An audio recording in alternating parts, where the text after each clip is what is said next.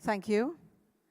I would now like to request Shri M.K. Das, Additional Chief Secretary, Ports and Transport Department, to welcome Shri Sarabnand Sonowal, Honorable Union Minister, Ports, Shipping and Waterways.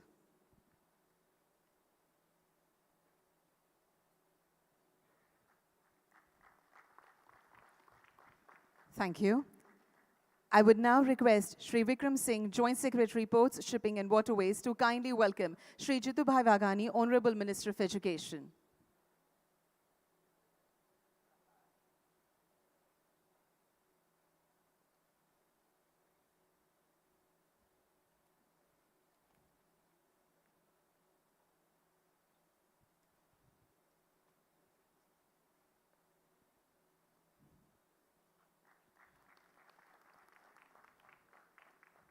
Thank you. Would now request Ms. Geeta Goradia, Chairperson FICCI, Gujarat State Council, to kindly welcome Mr. Flolo, Consulate General, Norway.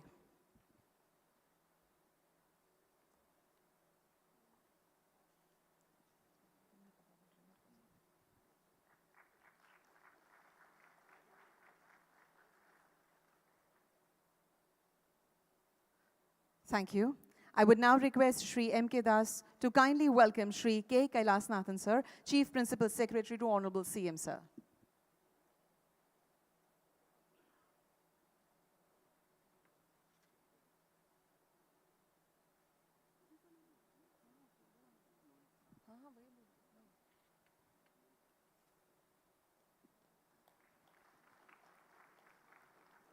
Thank you. I now request Srimati Avantika Singh, Secretary to Honorable CM, Gujarat, and Vice Chairman and CEO, GMB, to kindly welcome Shri Pankaj Kumar, Chief Secretary, Gujarat.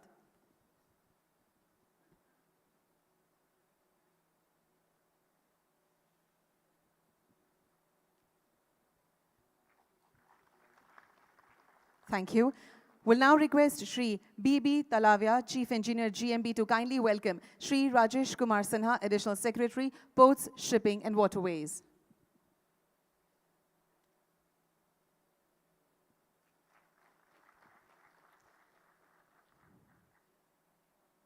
Thank you. We'll now request Shri Sharad Sarandharan, General Manager, Business Development, GMB, to kindly welcome Shri Amitabh Kumar, Director General of Shipping.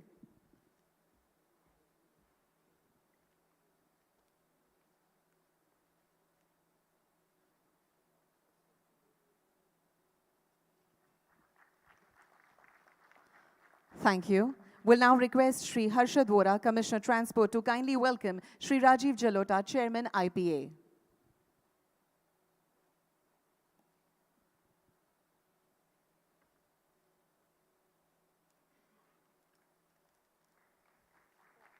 Thank you. We'll now request Shri H.C. Patel, Finance Controller cum Chief Accountants Officer, GMB, to kindly welcome Shri M.K. Das, Additional Chief Secretary, Ports and Transport Department.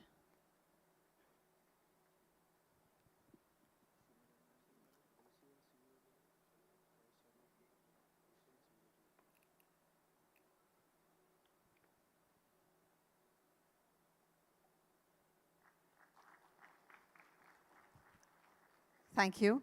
We'll now request Captain A.B. Solanki, Chief Nautical Officer, GMB, to kindly welcome Shri Vikram Singh, Joint Secretary, Ports, Shipping and Waterways.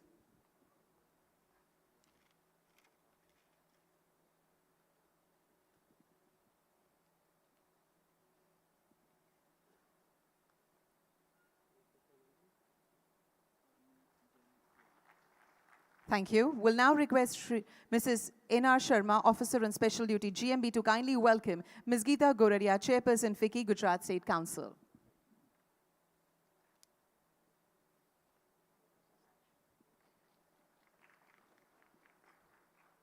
Thank you.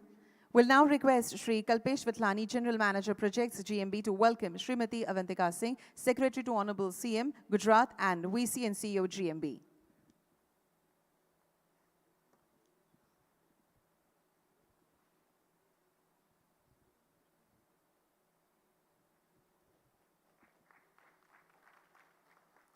Thank you. In order to commence the inaugural session and the international conference, I now request Mrs. Geeta Goradia, Chairperson, FICCI, Gujarat State Council, to deliver the welcome address. Good afternoon, everyone.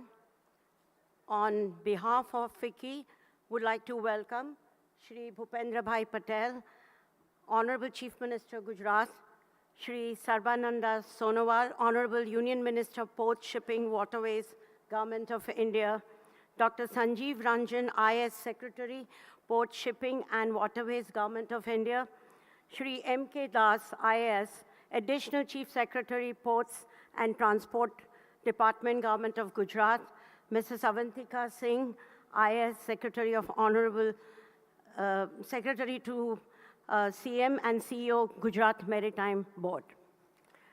I would like to welcome all the embassy officials, industry colleagues from shipbreaking, re-rollers, ship owners, environmentalists, media and others to this international conference on green ship recycling and vehicle scrapping, being organized by Ministry of Ports, Shipping and Waterways with Gujarat Maritime Board, Ministry of Road Transport and Highways, along with FICCI as industry partner. I would like to thank the government of Gujarat in putting trust in FICCI to deliver this important conference.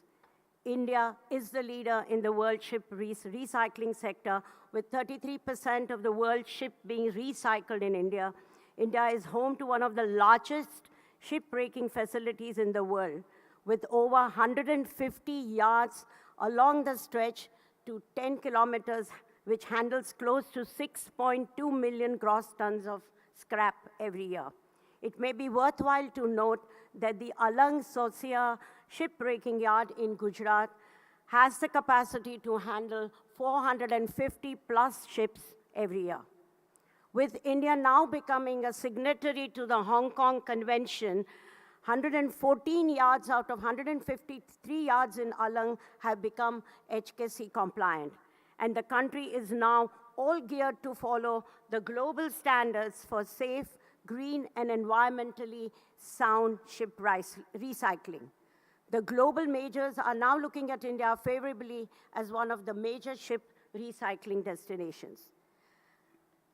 The most relevant benefit of green ship recycling is that it separates the valuable components like steel, aluminum, silver, and brass, which can be reused successfully either in construction or making new ships, and thus saving resources for the country.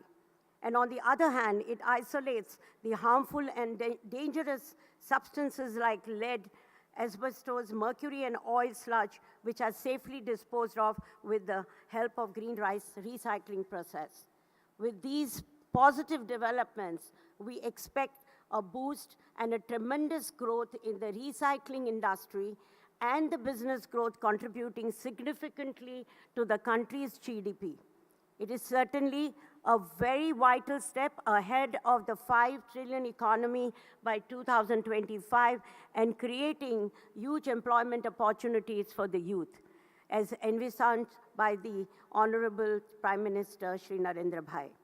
Additionally, the secondary steel market, the furniture business, and other downstream industries will also gain momentum and is estimated to increase employment from the current count of around 150,000 to 200,000 jobs.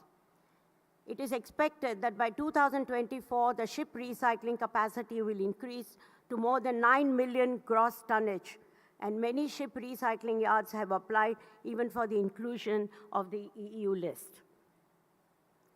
These dynamic actions of the Indian yards will further contribute to consolidate India's position as a market leader in the recycling industry. The voluntary fleet modernization program launched by our Honorable Prime Minister on 13th August 2021 and selecting Gujarat as the model state for its implementation will push Gujarat to becoming a vehicle scrapping hub.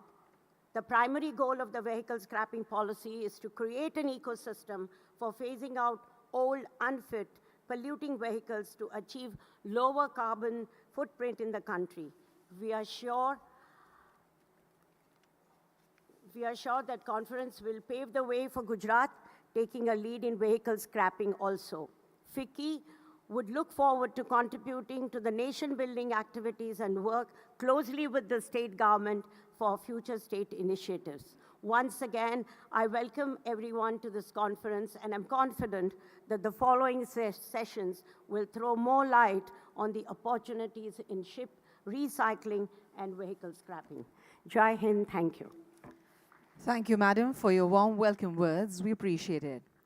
Would now request Shri M.K. Das, IAS Additional Chief Secretary, Ports and Transport Department, Government of Gujarat, to kindly share the overview of this important conference. Over to you, sir.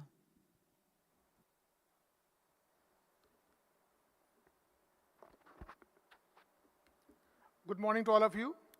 Honorable CM, sir. Honorable Shipping Minister, Shri Sonowal. Education Minister, Shri Waghani. Shri Kailash Nathan Sahab. Our Chief Secretary, Shri Pankaj Kumar. Dignitaries on the dais, off the dais. It's my privilege to be addressing you on a very important subject. As you all know,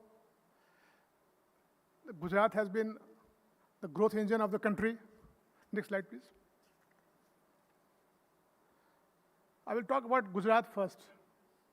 In last 2 decades, Gujarat has made tremendous progress. Our contribution in GDP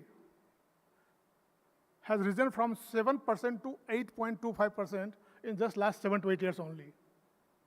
While country has been growing at a great speed, perhaps the fastest growing nation in the world, Gujarat has been leading at least 2 to 3% extra growth every year.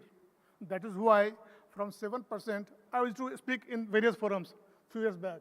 Now it is 8.25%, and now we are sure we will be at least 10%.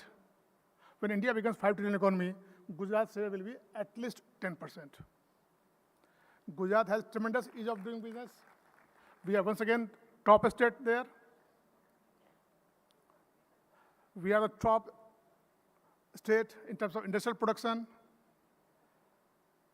exports, sea trade.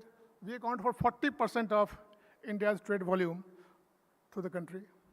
Next slide, please. Gujarat has the longest coastline. That is almost 1,600 kilometers, which accounts for 21% of India's coastline. And that presents a tremendous opportunity to Gujarat. And Gujaratis have had trade links with different countries since time immemorial. Surat, a place called 84. 84 because there were 84 countries it was linked to. They're having trade with 84 countries. And when National Geography was making a film, they're trying to discover Columbus's ship. And when they went inside, they found a ship which they thought it is made in Surat and not elsewhere. So they're still doing some work before they publish. But it is a fact that India and our Gujarat and Gujarat coastal line was having a lot of activity since time immemorial. We are having 48 minor ports. Kandla, which is a major port. Mundra, though called minor as per the act since Gujarat state government, is the biggest port as on today in the country. We account for 40%. 2 more ports are, greenfield ports are coming up very shortly at Chhara and Jafrabad. A lot of work is happening, expansion work happening at other ports. Very recently, in fact, last week our Chief Secretary, Chairman of the GMB, has approved India's first and perhaps world's first CNG port in the country. Next slide. As you can see, our vision is very clear. Our Mr. Kailash Nathan sir, he was the chairman of, he was in the CEO of GMB and is the pioneer of this entire vision. When we started in 82 with 3% of India's cargo, one could foresee that time only that we will be major power, will be leading Gujarat's growth through the port-led economy. Today, we account for 40% of India's port volume. We wanted to offer world-class services, and I will tell you here, Pipavav, Mundra are no less than the best in the world today. They're as good in terms of efficiency, in the management, and the kind of feedback that we keep getting. Our friends are here from Pipavav, the Dutch company, they're running here. So Gujarat was the first state to live up to the expectation. in terms of services, volume, and everything. Recently only, we have computerized all the ports with POMS, and we are integrating with the custom software also. So that will be further ease of operations there. Next, Gujarat has been first in several things. As I told you, the first GMB here, we established in '82 in the country. We had first and biggest grassroots refinery based on the port. We had first chemical port. Shipbreaking industry also, it was first started in '83. So we have several first, whether it is chemical, LNG, CNG, whatever ports, we have got number one. And now, to further take it to next level, we started with the Gujarat, GMC, Gujarat Maritime Cluster, GMU, to offer courses so that we have a trained manpower here, and arbitration center also. Next. I'll talk about Alang Ship Recycling Unit. As you know, this started in '83. It has natural advantage of having 10 kilometers waterfront. The Gulf of Cambay, the tidal waves are pretty high. At the same time, slope are very gentle. So it affords a very unique opportunity to have shipbreak industry there. And we have got 151 plots, out of which 131 are functioning as on today. And we had a very minor and very small beginning. On 13th February, the first ship was brought there. And now, by now, we had 8,500 ships which has been recycled there. Tomorrow, our team is visiting Alang, and they will like to have on-the-site experience there. Next.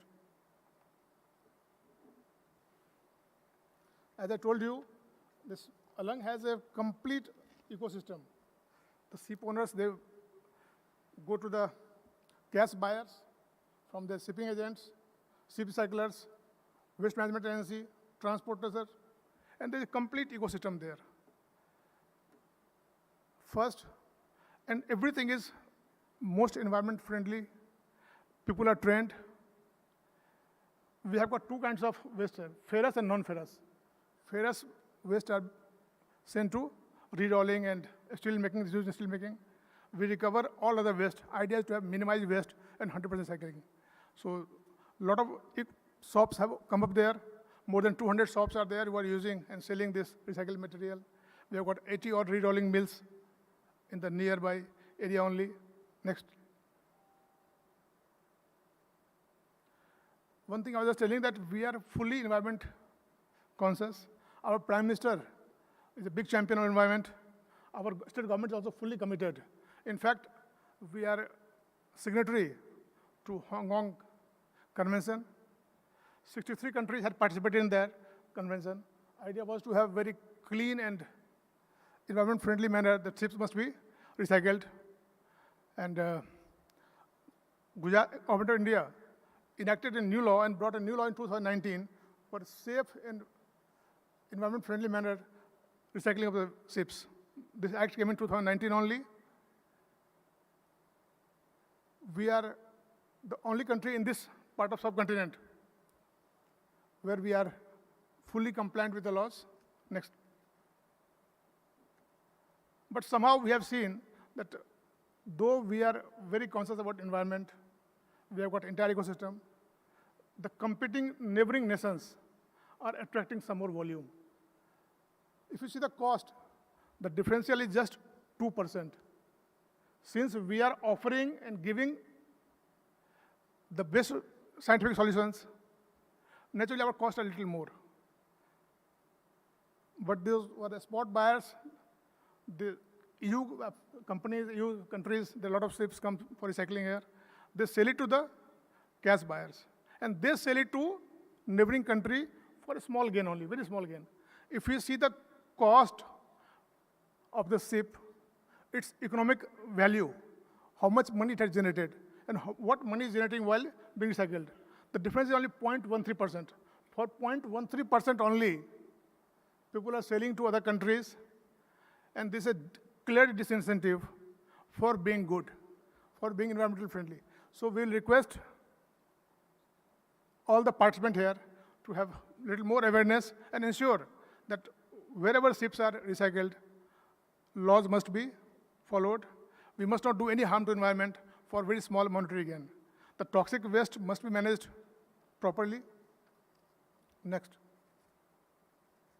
You can see left is our Alang, and this is our competing nation.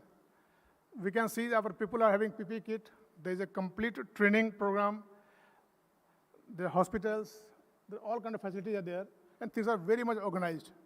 And this, I won't name the country, but it is in our neighborhood only. People are taking out in the high sea only. Rules are not obeyed. But just since they offered 2% extra, a lot of ships are going there. Next. In this hall only, Honorable PM had launched the vehicle scrapping policy. It was August 2021, and since then we have taken a huge stride. Gujarat has become the leader in this policy also.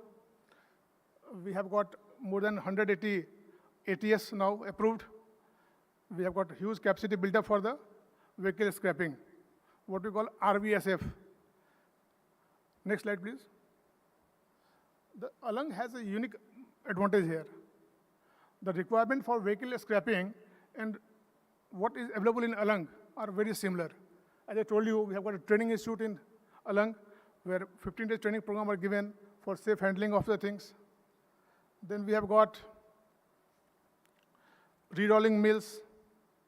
We have got waste management facility, and that too latest and the best in the country. We have got all facility there. Entire ecosystem is developed, and there's a huge catchment area, especially with the rural service coming there. Vehicles in South Gujarat and Surat also can be brought to Alang for recycling. And this can become a big, big hub. In fact, a lot of vehicles can be imported from outside after they are built. Not the entire vehicle, but after bailing, they can be brought to this place, and this can be a good place to have the business. Next. Next slide, please. We have a big program to expand our services there. First phase, we like to have the vacant 22 plots will be making operational. And the next 2 phases, we shall try to have capacity doubled. That we call phase 1 and phase 2. For the phase 1, CRZ clearance has been obtained. We have also got the land acquired. Work is going on. And the next phase, we already started working on the environment clearance and also land acquisition. So when I say second phase, it's not too long. Maybe 4 to 5 years, we like to double the capacity in Alang and provide more jobs. Right now, 15,000 people are getting direct employment there, and at least, 5 to 6 times people are getting job indirectly. We'll try to have double the income there. Next slide. What we can achieve from this seminar, today's seminar? Today's seminar is basically for exploring opportunity for recycling industry with EU member countries. Understand that how India and Alang, in particular, are complying with the international conventions, how much concerned we are for the environment, and how much committed we are for the environment. We have to understand how Alang is already leading and want to remain number one position in ship recycling. We want to learn about the ship vehicle scrap policy, which is very recent. We have to explore the synergy between Alang's position as on today, the strength of Alang, and how we can utilize that for having vehicle scrappage also. And then we like to have world-class scrap facility at Alang, which will be good for both ships as well as vehicles. Next. As India is growing fast, as I told you, some studies, in fact, CII made a study, and Godpedia made a study, that we will be almost $35 trillion economy in next 20-25 years. And if Gujarat is 10%, it will be $3 to $4 trillion, which is comparable to many developed countries in the world. We'll have a huge economy. So naturally, opportunities will be a lot. So far, we were mostly supplying and meeting the demands in the local economy. Now it will be export-driven. With more growth, we'll have more import and more export, because we have already been able to meet the local demand. So in that case, there's a huge opportunity for India. And Gujarat being 40% of the partner in the growth story, especially in the maritime sector. There's a lot of opportunity for EU countries to participate here. Already our friends from Holland, they are working with us, and they are managing the port at Pivavo very nicely. One of different countries have a lot of strength. I will tell you, like Denmark, they have expertise in shipyards, design of ships. So Belgium is home to world-class ports. So we like to explore the possibility of working together. When GMU and GMC, Maritime Cluster, they provide a great opportunity for learning together, for innovation, and working together. So we like and invite you all to work with us, and in the mutual interest, we both will earn and we both will gain. Next. So I would like to end my presentation there. Thank you. Thank you so much, sir, for your informative address. Alang Shipbreaking Yard is the world's largest shipbreaking yard, recycling approximately 30% of all ships salvaged around the world. It also serves the society by offering employment opportunities to people and is working keeping in mind the environmental and safety measures. Let's have a look at a documentary film on it.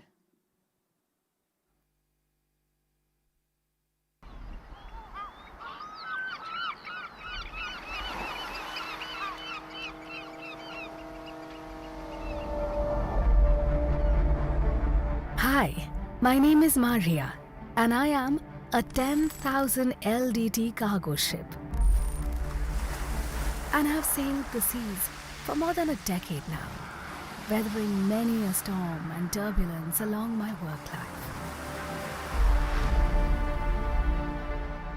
I have tirelessly sailed across oceans and seas, glided through straits and canals, carrying thousands of tons of cargo on my robust structure.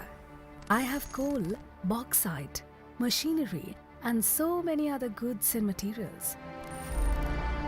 I have been fortunate that the owners and my crew have always taken extremely good care of me. But now, it's time for me to call it a day. As I approach the twilight of my life, I embark upon my final journey to the world's largest and safest ship recycling yard. I have come a long way. I have come a long way. You might be wondering, why Alang? Well, my owners have always wanted the best for me, and they were confident that only Alang would give me the respect I deserve and take care of me as I would transform into many entities. My mother, grandmother Nina, and her mother were wooden ships, and they too made their final voyage to the Indian coast in the early 1900s. Their rich wood found its way into the boardrooms and bedrooms of the society's creme de la creme. The world's biggest ship-breaking yard, Alang Saucia in Gujarat, handled by Gujarat Maritime Board, manifests India's traditional culture of reuse, recycling, and reprocessing. I'm sure to meet few of my sea journey friends at Alang, which has the capacity to handle 400 to 450 ships annually. The International Maritime Organization, IMO, adopted the Hong Kong International Convention in 2009 so that ships being recycled after reaching the end of their operational lives do not pose any unnecessary risks to human health, safety, and to the environment. India is a signatory to the Hong Kong Convention, and at Alang, 114 of the 131 operational ship recycling plots have acquired statements of compliance to the Hong Kong Convention. I have already started feeling euphoric as I feel I have arrived at the right place. Gujarat Maritime Board's Alang Ship Recycling has undergone continued efforts and has been adopting a best practice approach to strengthen in the areas of infrastructure, regulations, health and safety, environmental aspects, economics and marketing, and thus to contribute to almost 1/3 of the global ship recycling volume. At Alang, ship recyclers prepare recycling facility management plan specifying the manner in which each ship will be recycled depending on its particulars and its inventory. Parties will be required to take effective measures to ensure that ship recycling facilities under their jurisdiction comply with the convention. Ship recyclers prepare ship-specific dismantling plan. The plan is approved by Gujarat Maritime Board as per the Shipbreaking Code 2013. Now, what makes Alang special is the practice of standard operating procedures which comply with the all-encompassing Ship Recycling Act 2019 passed by the Parliament in ratification of the Hong Kong Convention for the environment-friendly ship recycling and treatment and disposal of the waste. Even before beaching, a thorough inspection and check is undertaken of the various documents and records of hazardous wastes by the concerned departments and agencies. After the due procedure, the ship is beached and then the next set of checks and inspections followed by the concerned agencies. Only after receiving clearance from all the concerned agencies, Gujarat Maritime Board grants permission for cutting the ship. The furniture and fixtures of the ship are carefully removed and moved to the local market for resale, thereby reducing the generation of waste. While the waste that cannot be utilized for further use are segregated and sent to the treatment and disposal facility for further treatment and disposal.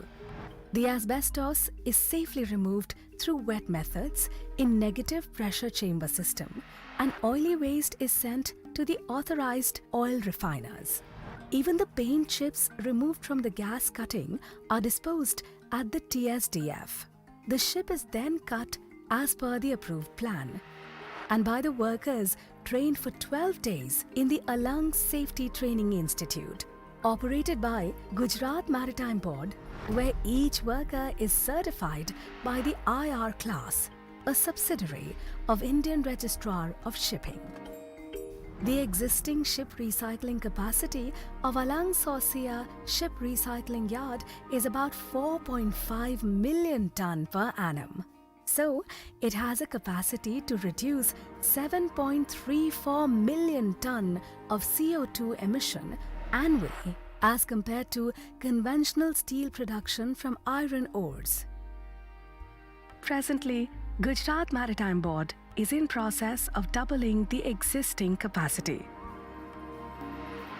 The steel so produced is sent to the re-rolling mills, where it is further processed in various useful forms for utilization in various sectors. Apart from above, a residential accommodation for about 1,008 workers is also developed to provide respectable housing for the workers. A multi-specialty hospital is also started to cater any type of incident and disease to the workers. A mobile health unit, ambulance facility, and a fire station with latest technologies is also available to handle any type of eventuality in the yard. Various welfare activities are conducted for workers and their families.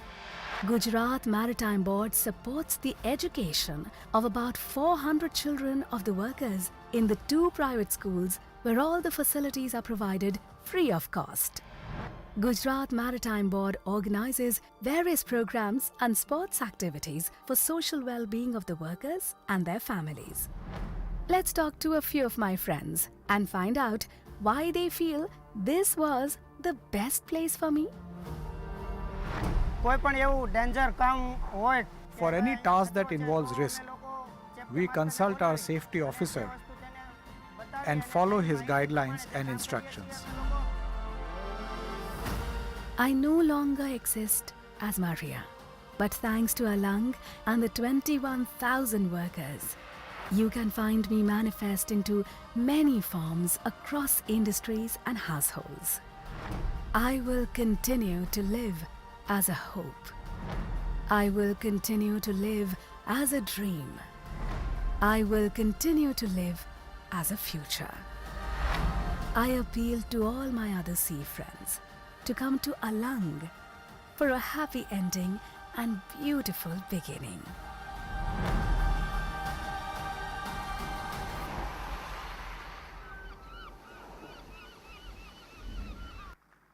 Indeed, a beautiful and informative film. Thank you. Will now request Shri Amitabh Kumar, IRS, Director General of Shipping, to kindly deliver his August address. Over to you, sir.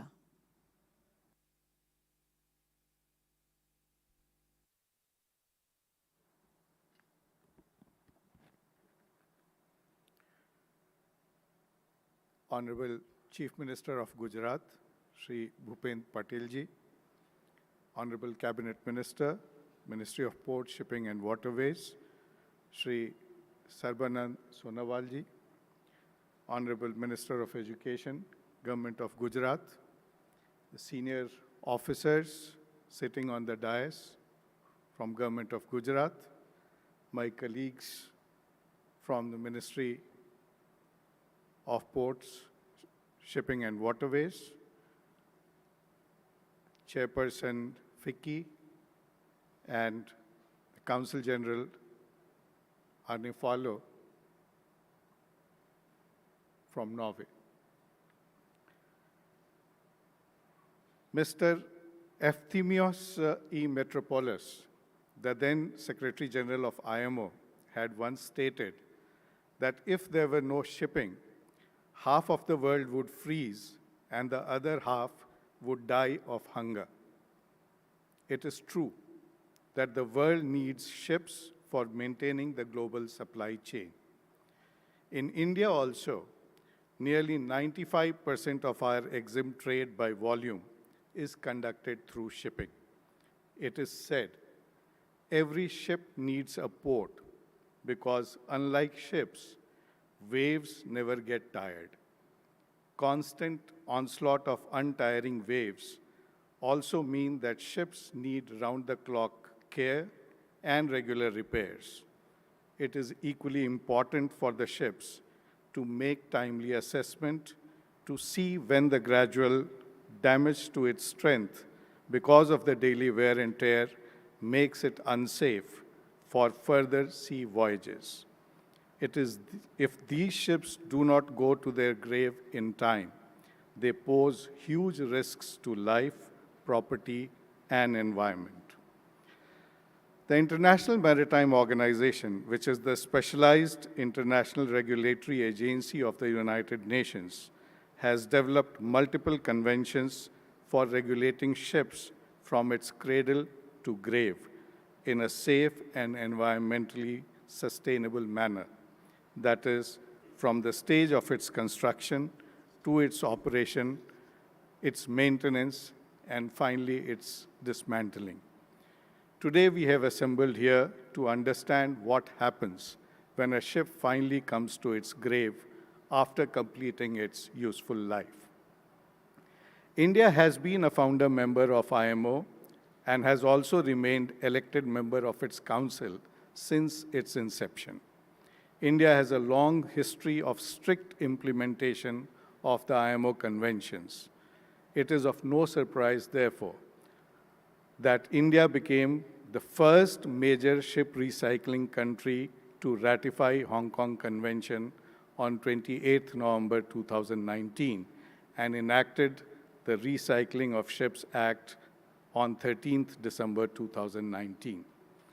The Act not only encompasses all the requirements of Hong Kong Convention, but also includes the prescriptive requirements of the European Union Ship Recycling Regulation. The ships that fall within the exempted category under Hong Kong Convention have also been kept under the ambit of Indian legislation to ensure their safe and environmentally sound recycling. The primary objective of the conference today is not only to boost ship recycling activities in India, but to also show our commitment to transparency in implementation of international requirements in the ship recycling process.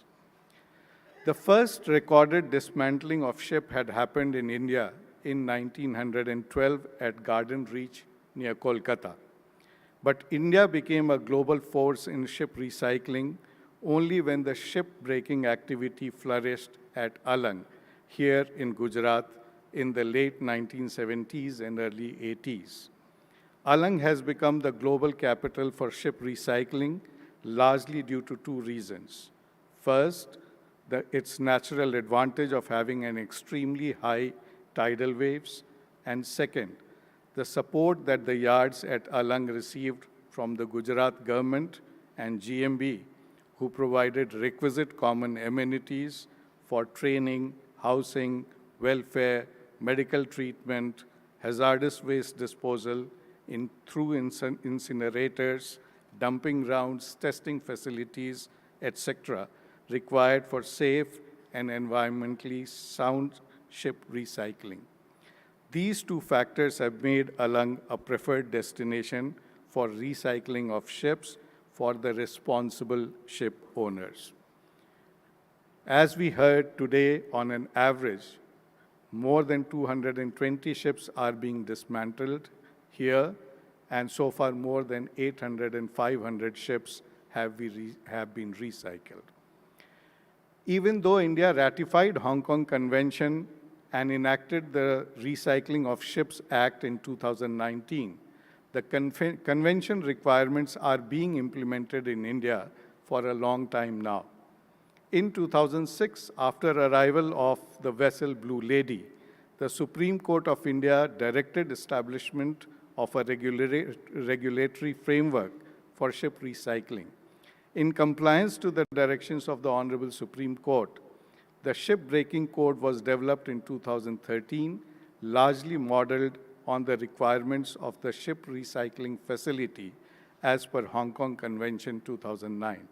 Since then, the requirements of the convention is being implemented in India. I am given to understand, and we just heard, that out of 134 existing yards at Alang, 114 are already certified to be compliant with Hong Kong Convention, and many have upgraded themselves to suit the EU requirement and are awaiting to be included in the EU list of approved yards. The extra compliance burden on ship recycling facilities has disturbed the level playing field to the disadvantage of Indian ship recyclers. Responsible consumption and production is one of the UN Sustainable Development Goal, SDG 12. Responsible recycling activities and disposal of hazardous material help in efficient management of our limited natural resources as it reduces wasteful production. The effective implementation of Hong Kong Convention is one of the means in the maritime sector to achieve responsible consumption and production goals. The establishment of regulatory framework of Hong Kong Convention is a challenge in itself, as it requires coordination amongst various regulatory agencies within the country. This challenge has become further compounded internationally due to more prescriptive standards set by European Union and the restrictions imposed in 2019 by the Basel Ban Amendment for non-OECD countries. India has so far taken a pragmatic and positive approach and adopted requisite requirements of EU SRR 1257 in its national legislation to enable the Indian ship recyclers to get enlisted under the EU list of approved ship recycling facilities. The European Union owned or flagged vessels comprise of nearly 40% of world fleet by value. A large fleet like this will also pass through the same life cycle and has to be prepared for its final voyage. India has been expressing its keenness in undertaking ship recycling of European-owned or flagged vessels that have reached end of their life. However, it appears that the Basel Ban Amendment, which restricts transfer of ships for recycling from OECD countries to non-OECD countries, has become an impediment in European vessels coming to India for ship recycling. The gathering here today has to take a lead in addressing this problem, as this cannot be addressed either by the ship owners alone or by the ship recyclers. From our side, we have proposed a bilateral agreement between EU and India under Article 11 of the Basel Convention to allow the European vessels to come to India for recycling. This needs to be finalized at the earliest. We are informed, however, that the European Union is trying to find alternative solutions in their new ship recycling regulations, which shall allow the ships to come to the non-OECD countries. We feel an early resolution of this issue by the European Union will be beneficial both for the European ship owners and the Indian ship breaking yards. While Alang is preparing itself to expand its capacity, more yards are being added. As you heard, a vehicle scrappage policy has been put in place, which makes Alang a favorite destination for vehicle scrapping. I would like to conclude by saying, on behalf of the Ministry and Government of India, I would like to urge EU countries, ship owners, ship recyclers, local industries, and all stakeholders to join hand to make Alang the largest, the most efficient, safest, and environmentally sustainable recycling hub of the world. A vibrant Alang is essential to substantially reduce the global carbon footprint. Thank you. Thank you very much. Thank you very much, sir, for your august address. Would now kindly and humbly request Shri Sarbanand Sonowal, Honorable Union Minister, Ministry of Ports, Shipping and Waterways, Government of India, to kindly deliver the inaugural address. Over to you, sir.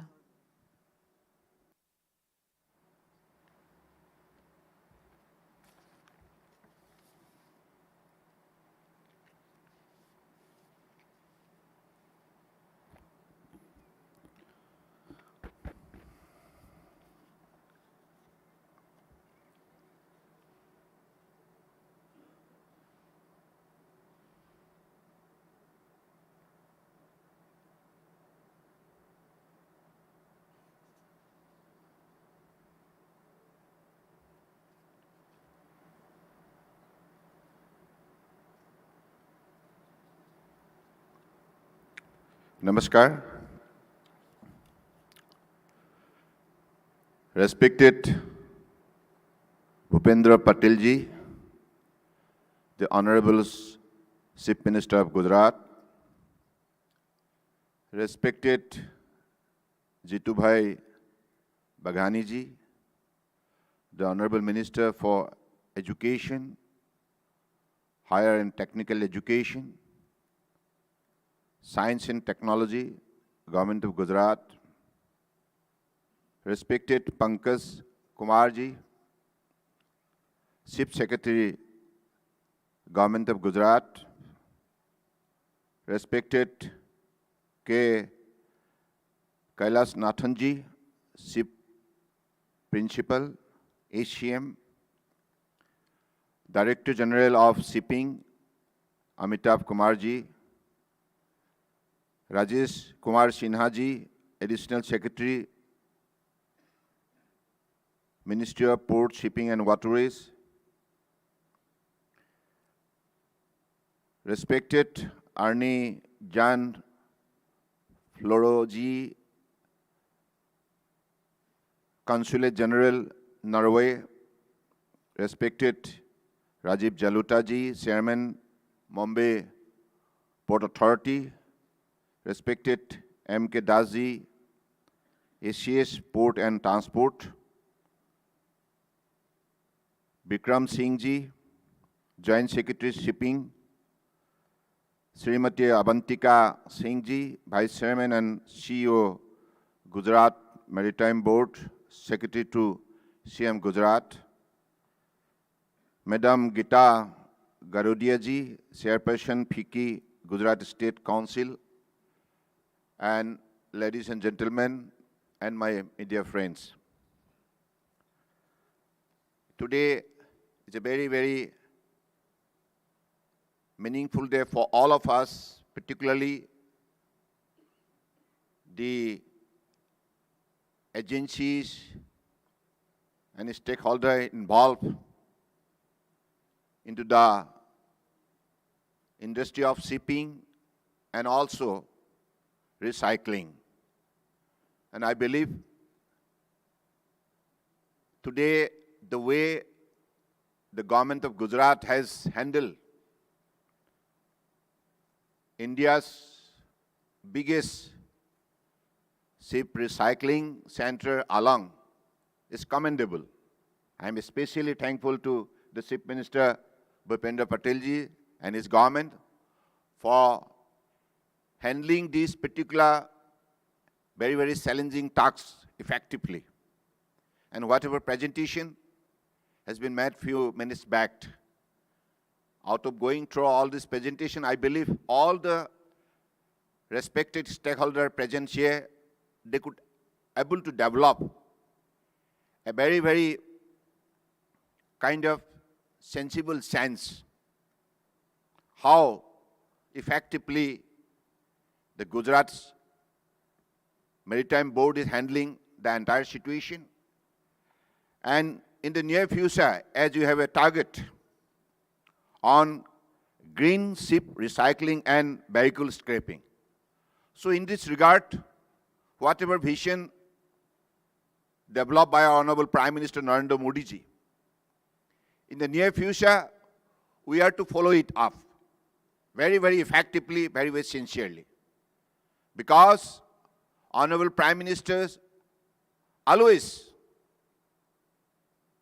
appealing to the people of the country and the globe that how we should be careful about the maintenance of environment, ecology, and to protect our biodiversity. So this is our prime responsibility. Because the healthy living of the creature on this planet Earth will have to be responsible for the preservation of our nature.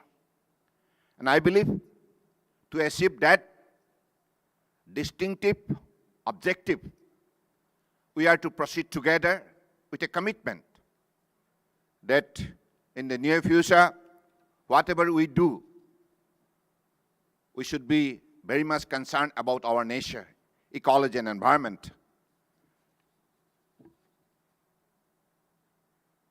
Gujarat is the business gateway of India.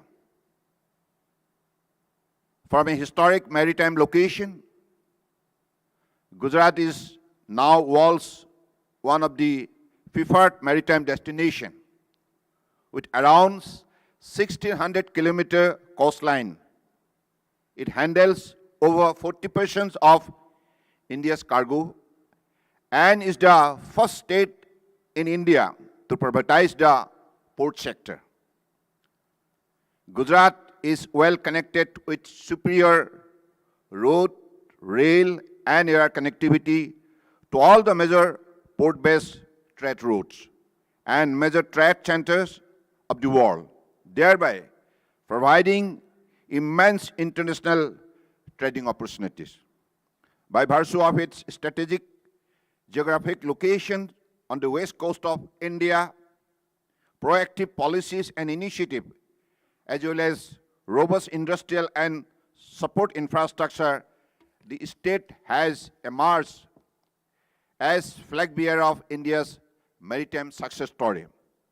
Gujarat is the nearest maritime outpost to the Middle East, Africa, and Europe, and has the highest number of operational commercial ports. It handles close to 40% of India's cargo throughput and contributed around 18% of the total cargo transported using coastal shipping. The presence of port-based special investment region, special economic zone, and major industrial infrastructure has propelled the cargo movement by sea in the state. Gujarat has the most extensive infrastructure in handling crude, fuel, LPG, and LNG in the country. Under the inspirational leadership of Honorable Prime Minister Narendra Modi ji, India has witnessed transformational changes during the last 8 years, and no sector has been left untouched by development and innovation.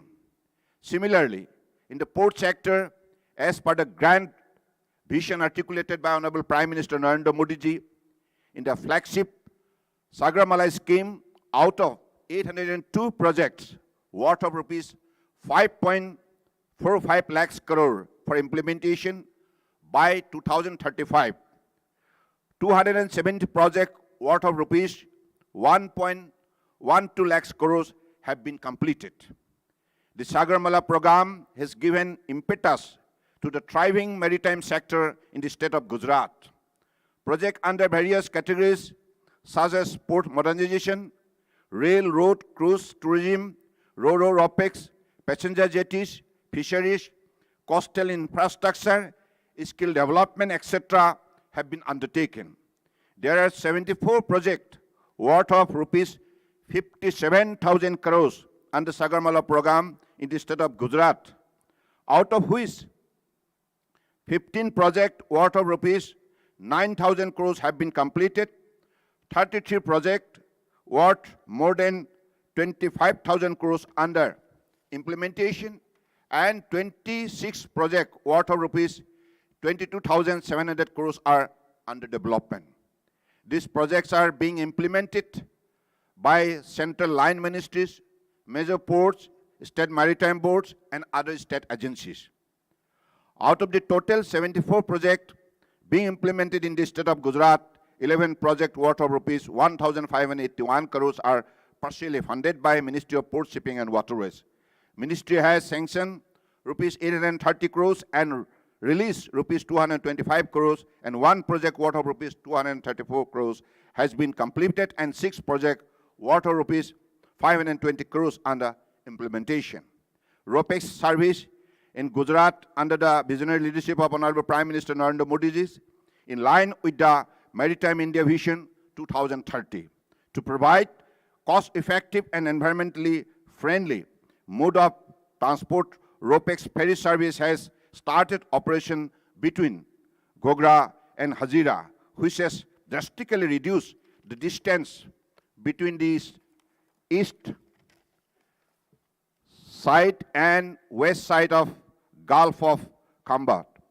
Further, construction of ROPEX facility between Pipawa and Muldwarka has been sanctioned, which will provide an alternative, cheaper and environmentally friendly mode of transport. Many such more routes are being explored to provide an ecosystem of passenger transport via waterways. Honorable Prime Minister Narendra Modi ji has inspired us to re-establish the ancient maritime glory of India. Under the Sagarmala program to promote coastal tourism, National Maritime Heritage Museum Complex at Lothal, which will showcase the 5,000 years old maritime heritage of India, is being implemented. Under seaplane services are also being implemented to connect iconic destination of the state of Gujarat. India is a leading destination for recycling of the end-of-life ship. Ship recycling takes place mainly along Shisua in Gujarat since 1983. The 153 plot, along with the 10-kilometer coastal state, is producing around 3.5 million tons of steel per year by recycling more than 200 ships each year, and that too without exploiting natural resources. Ship recycling industry provides employment to around 15,000 persons directly and around 1.5 lakhs persons indirectly. With proposed expansion plan of doubling the capacity of the yard, the employment opportunities will also get double, bringing in more economic prosperity to entire region. India has acceded to the IMO Hong Kong Convention, adopting the global standard for safe and environmentally sound ship recycling in 2009, and also enacted the Recycling of the Ship Act 2000 in 2019. Accordingly, about 105 plots have already complied with Hong Kong Convention requirement, and other as following. Some plot holders have upgraded their plot to suit the European Union requirement and had applied to the European Commission for including their plot in EU approved list of recycling yards, which is restricted due to vessel ban of prohibitions of the export of hazardous waste from OECD to non-OECD countries. These seminars and proposed visit to Alang will facilitate us in removing these hurdles. Under the Sagramala program for enhancing skill development, Alang Training Institute has provided training to over 30,000 candidates. There has been a drop in near misses and fatalities at the shipyard. Honorable Prime Minister Sri Narendra Modi ji had announced the vehicle escapage policy last year from this same place, and my ministry is committed to facilitate the implementation of the same. We are doing a study to devise the strategy to promote it via coastal shipping. Apart from above development, a regional transshipment terminal may also be developed in Gujarat. This development may be done with cooperations of regional countries to serve hub and spoke model. This is the way, under the dynamic leadership of Honorable Prime Minister Narendra Modi ji, country is taking initiative to expedite the growth of India. As you all know, under his able leadership, India could able to set its target very distinctively and also able to achieve many more milestones. And in the recent past, we have been recognized, we could able to reach to that milestone. That is, India has become the fifth largest economy of the world. So this is how I believe our country is progressing faster, and because of the Honorable Prime Minister's visionary leadership, now all the Indian ports are developing faster, and because of its modernization, mechanization, digitization, and also developing all kinds of modern facilities, now our port could able to handle bigger amount of cargoes, and this is how the progress has become very much visible and distinctive. And I believe because of the Honorable Prime Minister's leadership, every Indian now could able to generate their self-confidence, and सबको लगने लगा है कि ये देश आत्मनिर्भर बनेगा. माननीय प्रधानमंत्री जी के नेतृत्व में ये देश आत्मनिर्भर बनेगा, और उसी हिसाब से हर नागरिक अपने आप को जागरूक करने में लगे हुए हैं. और मुझे मानना है पिछले 8 साल के अंदर जो विकास हुई है, देश के हर प्रांतों को आगे बढ़ाने के लिए मोदी जी ने जो सफलता प्राप्त की है, इससे साफ जाहिर है कि हमारी शक्ति अब दुगुना होने लगा है, और हर नागरिक का मन में जो आत्मविश्वास जिस हिसाब से जाग उठी है, मुझे लगता है कि ये देश निश्चित रूप से दुनिया के सर्वश्रेष्ठ देश बनने जा रहा है। ये निश्चित है। सिर्फ एक ही बात है, हम सबको मिलकर एक भारत श्रेष्ठ भारत, इसी हमारे प्रिंसिपल के आधारित हमें मेहनत करनी होगी। क्योंकि माननीय प्रधानमंत्री जी ने हमें जो मार्गदर्शन दी है, सबका साथ, सबका विकास, सबका विश्वास और सबका प्रयास, यानी कि सबको अपनी जो कर्तव्य है देश के लिए उसको सही निभानी होंगे। हमारी जो जिम्मेदारी अपने कंधों पे है हर नागरिक की, इस जिम्मेदारी को अगर सब समर्पित भावनाओं से, भक्ति भावनाओं से, निष्ठा से अगर पालन करें, निश्चित रूप से ये देश में बसे हुए संपदा, संभावना और शक्ति को हम उजागर कर सकते हैं। और ये देश निश्चित रूप से उसी दिशा में मोदी जी के नेतृत्व में जा रहा है।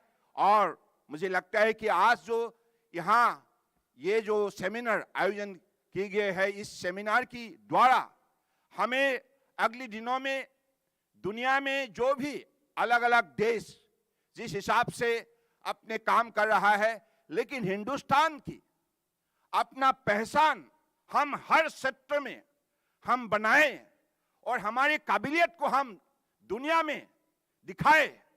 तो मोदी जी ने ऐसा ही लोगों का मन में शक्ति जगाने का काम किया है।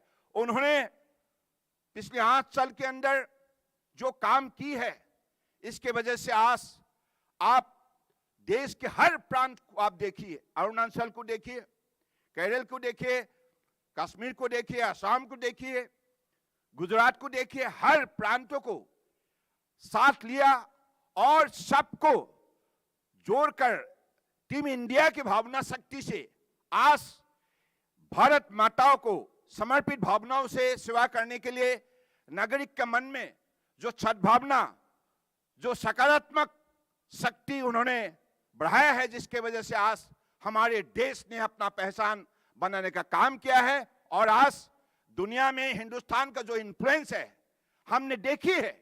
मोदी जी के नेतृत्व में आज नए नए काम होने लगा है। आज आयुष सेक्टर में देखिए आप, आयुष हमारे प्राचीन चिकित्सा पद्धति है। 2014 तक, यानी कि अप टू 2014 आयुष को लोग देखते नहीं थे, लेकिन माननीय मोदी जी ने जैसे निष्ठापूर्वक कदम उठाए, निरंतर इस आयुष को, हमारे पुरानी प्राचीन चिकित्सा पद्धति को आगे बढ़ाने का जिस हिसाब से काम किया है, इसकी वजह से आज WHO ने उनके पहला एक्सटेंशन ऑफिस हिंदुस्तान की जामनगर में स्थापना की है। तो इससे साफ जाहिर है कि ये देश मोदी जी का जो विजनरी लीडरशिप है, जो एबल लीडरशिप है, जो उनकी honest and dedicated and committed and hard working leadership है, इसके वजह से आज देश जाग उठा है। ये निश्चित है अगले हर कदम में हम सफलता प्राप्त करेंगे। लेकिन एक ही बात हमें हमेशा याद रखना होगा, एक साथ मिलकर हमको काम करना होगा। टीम इंडिया और टीम इंडिया की भावना शक्ति से अगर हम काम करें तो हमारा साहस, हमारा शक्ति दुगुना होगा और हमें अपने आप को दुनिया के सर्वश्रेष्ठ के हिसाब से हम साबित करने में सफलता प्राप्त करेंगे। इसी शब्दों का साथ मैं आज इस सभा में विशेष रूप से हमारे परम आदरणीय गुजरात के मुख्यमंत्री भूपेंद्र भाई पटेल जी को धन्यवाद देता हूं। आपने हमारे ये जो green ship recycling and vehicle scrapping का जो कार्यक्रम आपने जिस हिसाब से आयोजन की है, मुझे लगता है कि निश्चित रूप से हम सब मिलकर हमारे ministry of port shipping and waterways, Gujarat maritime board और हमारे फीकी और हमारे मिनिस्ट्री ट्रांसपोर्ट, सब मिलकर हम निश्चित रूप से माननीय प्रधानमंत्री जी की विजन को साकार करने में हम सफलता प्राप्त करेंगे। इसी शब्दों का साथ आप सबको फिर से हृदय से धन्यवाद देते हुए मैं अपने बोल को ही विराम देता हूं। धन्यवाद। जय हिंद। जय हिंद। माननीय केंद्रीय मंत्री जी, आपके उत्साहपूर्ण वक्तव्य के लिए आपका बहुत बहुत धन्यवाद। હવે હું ખૂબ નમ્રતાપૂર્વક અને આદરપૂર્વક આપણા ગુજરાત રાજ્યના માનનીય મુખ્યમંત્રી શ્રી ભૂપેન્દ્રભાઈ પટેલને નમ્ર નિવેદન કરીશ કે આ પ્રાસંગિક ઉદ્બોધન કરશો.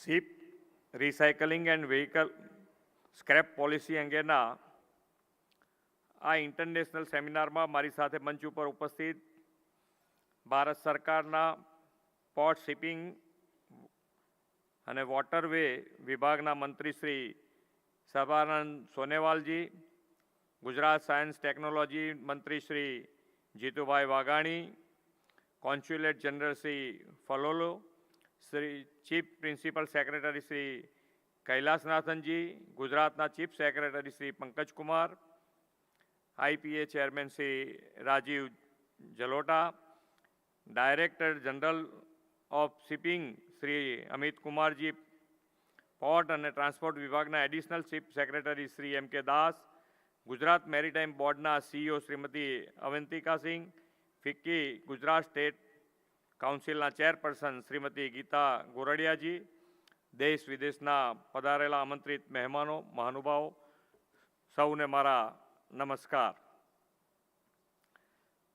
ભારતના રાષ્ટ્રપિતા મહાત્મા ગાંધી, સરદાર વલ્લભભાઈ પટેલ અને ભારતના વર્તમાન વડાપ્રધાન શ્રી નરેન્દ્રભાઈ મોદીની જન્મભૂમિ ગુજરાતમાં આપ સૌનું હું સ્વાગત કરું છું. દેશ વિદેશમાંથી આવેલા આપ સૌ મહેમાનોએ એ ભૂમિ પર પધાર્યા છો જે વિશ્વનું સૌથી મોટું શિપ બ્રેકિંગ યાર્ડ ધરાવે છે. એટલા માટે જ શિપ રિસાયકલિંગ અને વ્હીકલ સ્ક્રેપ પોલિસી વિશે ચર્ચા પરામર્શ કરવા માટેનું સર્વોત્તમ સ્થાન ગુજરાત જ હોઈ શકે એમ હું સમજું છું. ગુજરાતને આ ઇન્ટરનેશનલ સેમિનારનું યજમાન રાજ્ય બનાવવાની તક આપવા માટે વડાપ્રધાન શ્રી નરેન્દ્રભાઈ મોદી, પોર્ટ શિપિંગ અને વોટરવેઝ વિભાગના મંત્રી શ્રી સર્બાનંદ સોનેવાલજી અને તેમના ટીમનો હું ગુજરાત સરકાર વતી આભાર માનું છું. ગુજરાત ભારતનું સૌથી લાંબો 1600 કિલોમીટરનો દરિયા કિનારો ધરાવતું રાજ્ય છે. વહાણવટા ક્ષેત્રે મેરીટાઈમ સેક્ટરમાં ગુજરાતનો ઇતિહાસ પ્રાચીન કાળથી વર્તમાન સુધી સુદીર્ઘ અને ઉજ્જવળ રહ્યો છે. વડાપ્રધાન શ્રી નરેન્દ્રભાઈ મોદીજીના નેતૃત્વમાં હવે ગુજરાત પોર્ટલેન્ડ ડેવલપમેન્ટમાં રાહે આગળ વધી રહ્યું છે. ગુજરાત એક મેજર તથા 48 જેટલા નોન મેજર પોર્ટ ધરાવે છે. ગુજરાત સમુદ્ર માર્ગે વેપાર કરવા માટે દેશનું ગેટવે બન્યું છે. ભારતનું 40%થી વધારે કાર્ગો ગુજરાતના બંદરોથી સંચાલિત કરવામાં આવે છે. રાજ્યના નોન મેજર પોર્ટ્સ પરથી 2021-22ના વર્ષમાં 405 મિલિયન મેટ્રિક ટન કાર્ગો પરિવહન થયું છે, જે 2021-ના વર્ષની તુલનાએ આ કાર્ગો પરિવહનમાં 4.5%નો વધારો થયો છે. હાઈવે, રેલવે જેવા સુવિકસિત ઇન્ફ્રાસ્ટ્રક્ચરને કારણે Gujarat logistic ease across difference states LEADS ઇન્ડેક્સમાં પણ સતત 3 વર્ષથી પ્રથમ ક્રમે મેળવી રહ્યું છે. વડાપ્રધાન શ્રી નરેન્દ્રભાઈ મોદીએ પ્રેરિત કરેલા ઇન્ડસ્ટ્રીયલ કોરિડોર્સ અને ડેડિકેટ ફ્રેટ કોરિડોર્સ જેવા પ્રકલ્પનો પણ ગુજરાતને લાભ મળી રહ્યો છે. દેશના સુગ્રથિત અને સુનિયોજિત આંતરમાળખાકીય વિકાસ માટે વડાપ્રધાન શ્રી નરેન્દ્રભાઈ મોદીએ ગતિશક્તિ નેશનલ માસ્ટર પ્લાન બનાવ્યો છે. મને કહેતા ગર્વ થાય છે કે પીએમ ગતિશક્તિ માસ્ટર પ્લાન અંતર્ગત ગુજરાત ઉત્કૃષ્ટ દેખાવ કરી રહ્યું છે. વડાપ્રધાનશ્રીના માર્ગદર્શનમાં જ્યારે ગુજરાત આ રીતે 2 દાયકાથી દેશનું ગ્રોથ એન્જિન બની આગળ ધપી રહ્યું હોય ત્યારે શિપ રિસાયકલિંગ કે વ્હીકલ સ્ક્રેપિંગ ઉદ્યોગને વિકસાવવાનો પૂરો અવકાશ ગુજરાતમાં મળી રહે તે સ્વાભાવિક છે. પહેલાં શિપ બ્રેકિંગનો જમાનો હતો, પણ હવે તો શિપ રિસાયકલિંગ અને એમાંય ગ્રીન શિપ રિસાયકલિંગનો સમય છે. વડાપ્રધાન શ્રી નરેન્દ્રભાઈ મોદીએ શિપ રિસાયકલિંગ એક્ટ 2019 ઘડીને દેશમાં ગ્રીન શિપ રિસાયકલિંગ ઉદ્યોગના દ્વાર ખોલી આપ્યા છે. જેમ શિપ બ્રેકિંગ રિસાયકલિંગ ક્ષેત્રે ગુજરાતના દરિયાઈ વિસ્તાર અલંગનો દબદબો રહ્યો છે, તેવી જ રીતે ગ્રીન રિસાયકલિંગમાં પણ રહેશે. ગુજરાત ગ્રીન શિપ રિસાયકલિંગ ક્ષેત્રે નવા સ્ટાન્ડર્ડ સેટ કરવા માગે છે અને આ નેમ પાર પાડવા માટે ગુજરાત અન્ય રાજ્ય દેશો અને વૈશ્વિક સંસ્થાઓ સાથે સહયોગ કરવા માટે તત્પર છે. ગ્રીન શિપ રિસાયકલિંગનું હબ બનાવવા માટે ગુજરાત પાસે પૂરતું પોટેન્શિયલ, પોલિટિકલ વિલ અને પાવર ઉર્જા એમ બધું જ છે. શિપમાંથી નીકળતા જોખમી તથા બિનજોખમી વેસ્ટ પર્યાવરણ, માનવ સ્વાસ્થ્ય અને દરિયાઈ જીવસૃષ્ટિને નુકસાન કરી શકે છે. આવા નુકસાનને અટકાવવા અને safe and sustainable ship recycling માટે મહત્ત્વની ભૂમિકા અદા કરવા ગુજરાતનું મેરીટાઈમ બોર્ડ સજ્જ બન્યું છે. વડાપ્રધાન શ્રી નરેન્દ્રભાઈ મોદીજીના માર્ગદર્શનમાં રાજ્ય સરકાર અલંગને ઊંચા દરજ્જાના ગ્રીન રિસાયકલિંગ સેન્ટર બનાવવા કમર કસી રહ્યું છે.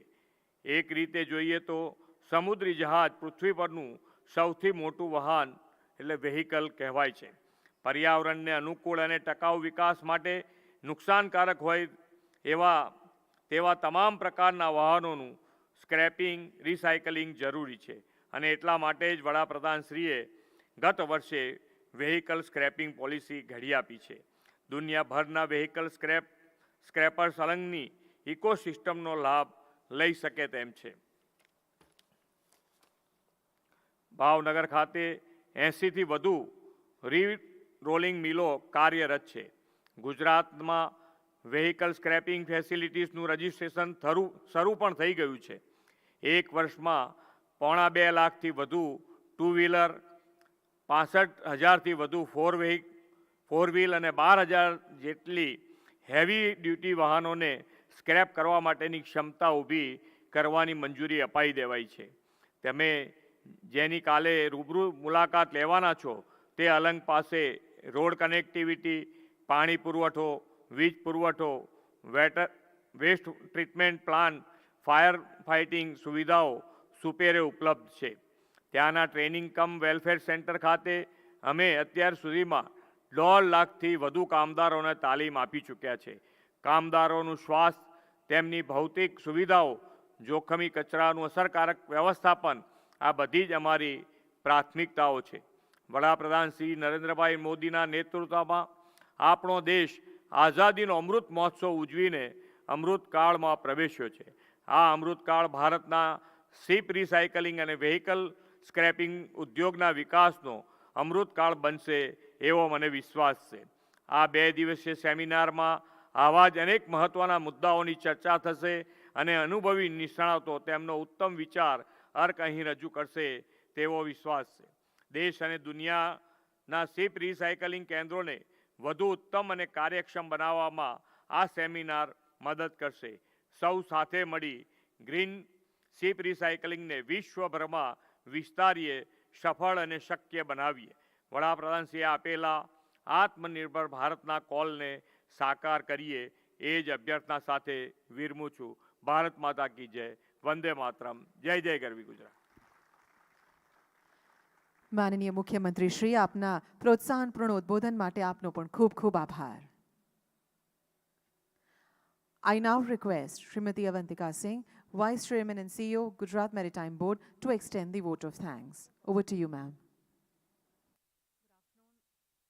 Ladies and gentlemen, it's an honor and privilege to propose the vote of thanks in the inaugural session of this international conference, which will be a milestone in making India, and especially Gujarat, a leading green ship recycling as well as scrapping destination globally.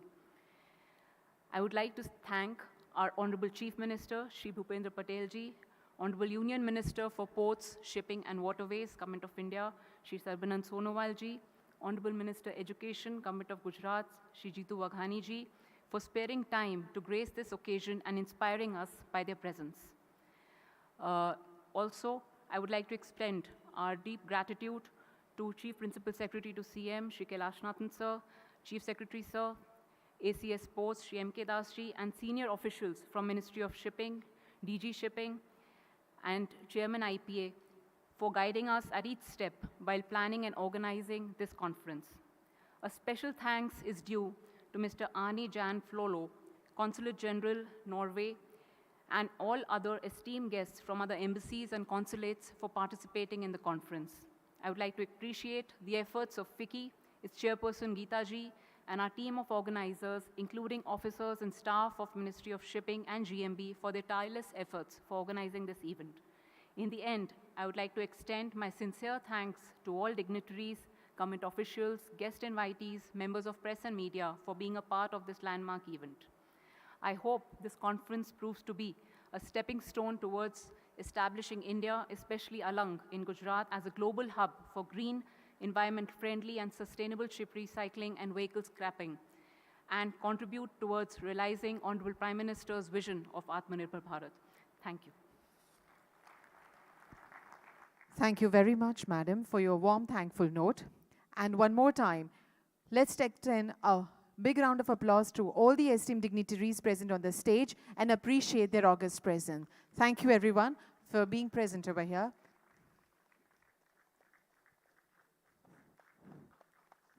Thank you very much, sir. It was indeed a pleasure to have you all over here. Thank you.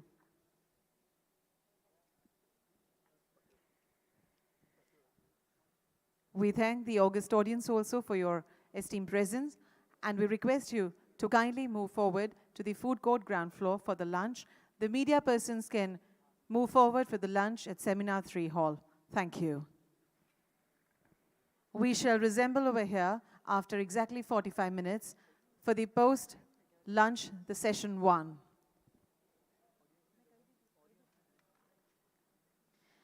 The post-session 1 will be on ship recycling industry in India and compliances. So without fail, please join us exactly after 45 minutes over here, right here. Thank you.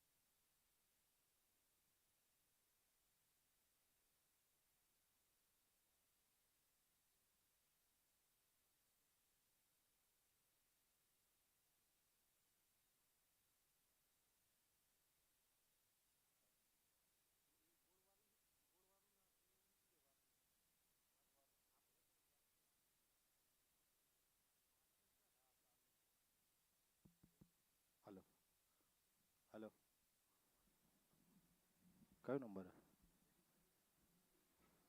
Check hello hello hello check આ એ 5 number દો 5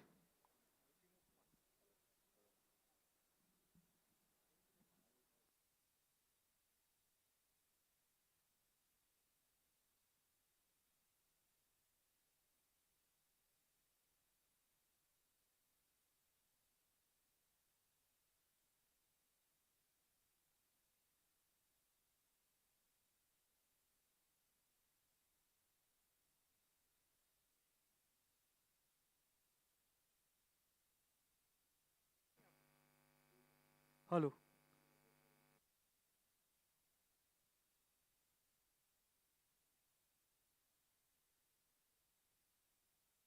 check hello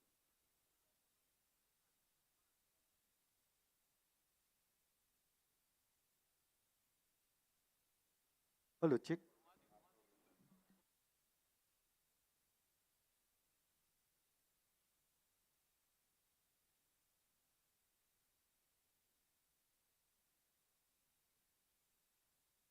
check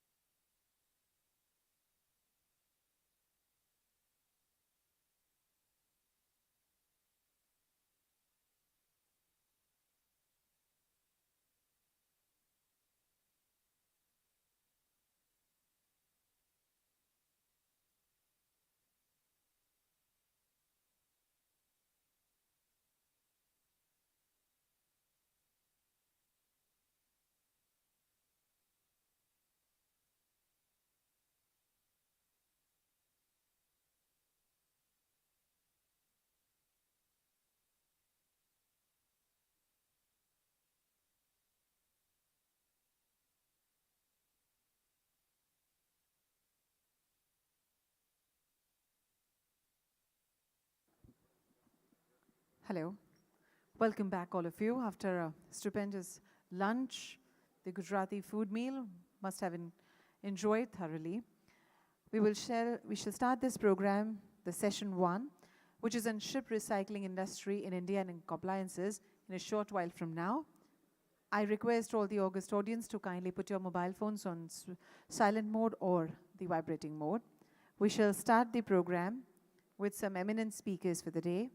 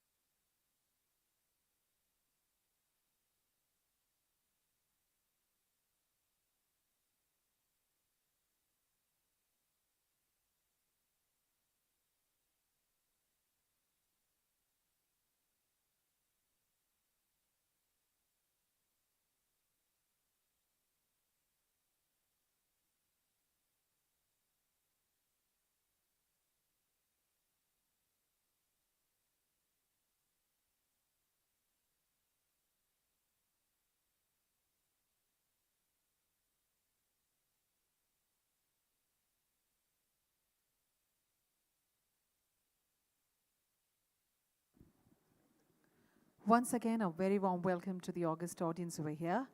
We shall start the Ship Recycling Industry in India and Compliances Session 1. For that, I would like to welcome on stage the eminent speakers of today. Foremost, Shri P. Gopinandan, E&SS, DG Shipping. Welcome, sir.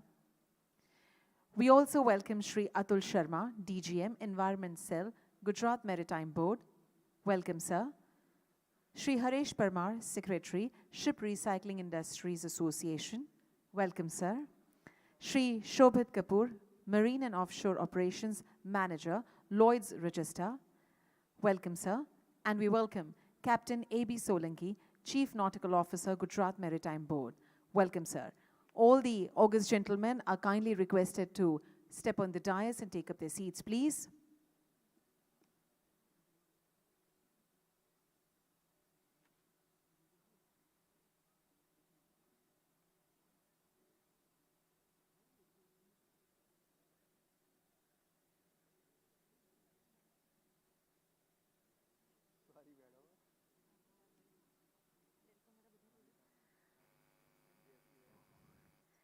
Can we have a big round of applause for all the eminent speakers who are going to share their experience and inputs with us?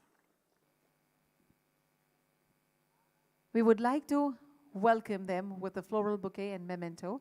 And foremost, I would request Shri Dasrath Prasad, Director, MOSPW, to kindly welcome Shri P. Gopinandan, E&SS, DG Shipping.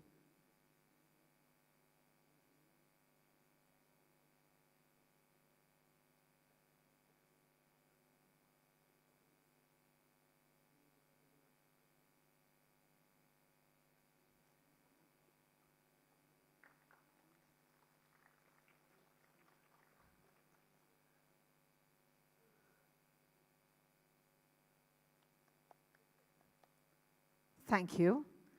We'll now request Shri Harshad Vora, Officer on Special Duty, Commissioner Transport, Gujarat Government, to welcome Shri Atul Sharma, DGM, Environment Cell, Gujarat Maritime Board.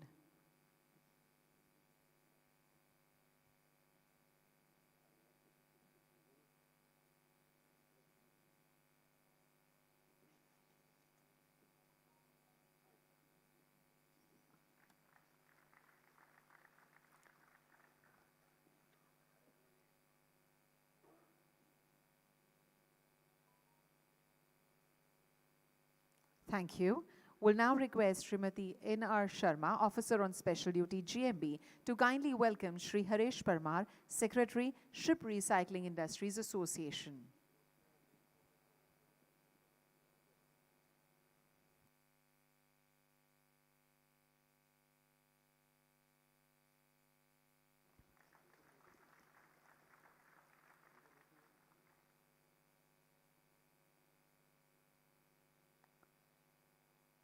Thank you.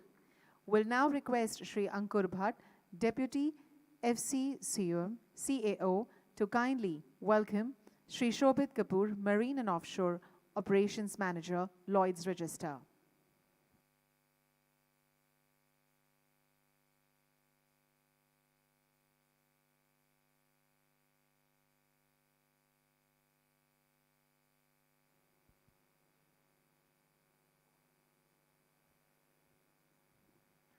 Thank you. We'll now request Shri Rajesh Asti, Deputy Secretary, MOSPW, to kindly welcome Captain A.B. Solanki, Chief Nautical Officer, Gujarat Maritime Board.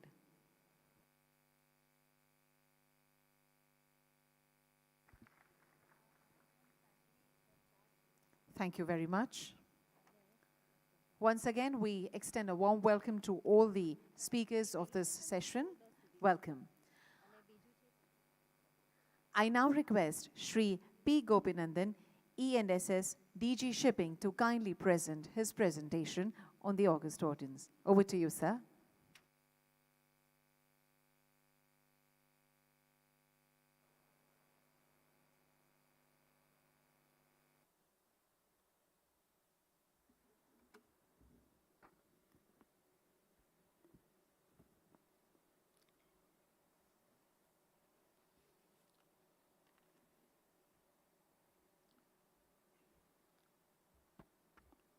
respected dignitaries and senior officials of central and state governments, distinguished guests, and ladies and gentlemen. Once again, a very warm welcome to you all, and good afternoon to everyone. My name is P. Gopinandan. I am representing Director General of Shipping. I will be giving a presentation, a brief presentation on Recycling of Ships Act.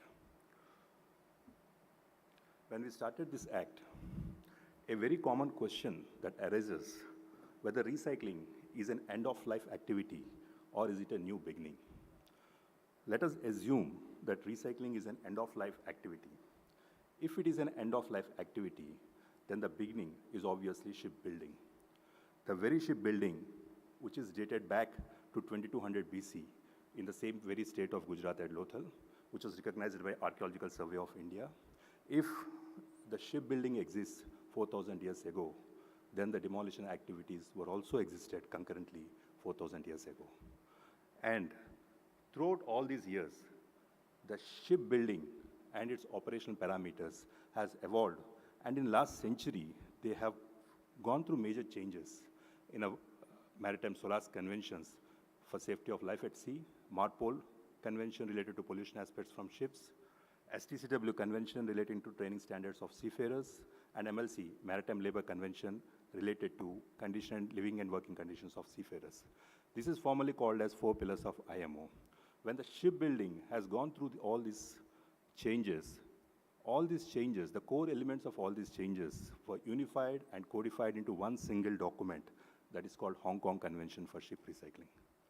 It was my great pleasure to be part of drafting these rules for Indian legislation, and I was one of the members of this particular task.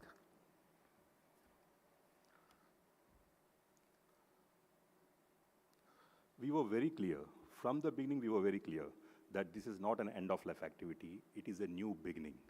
We wanted to recycle and reuse all the possible elements and components from the ship, meeting the UN Sustainable SDG goal number 12 related to responsible consumption and production, and in a safe and efficient manner.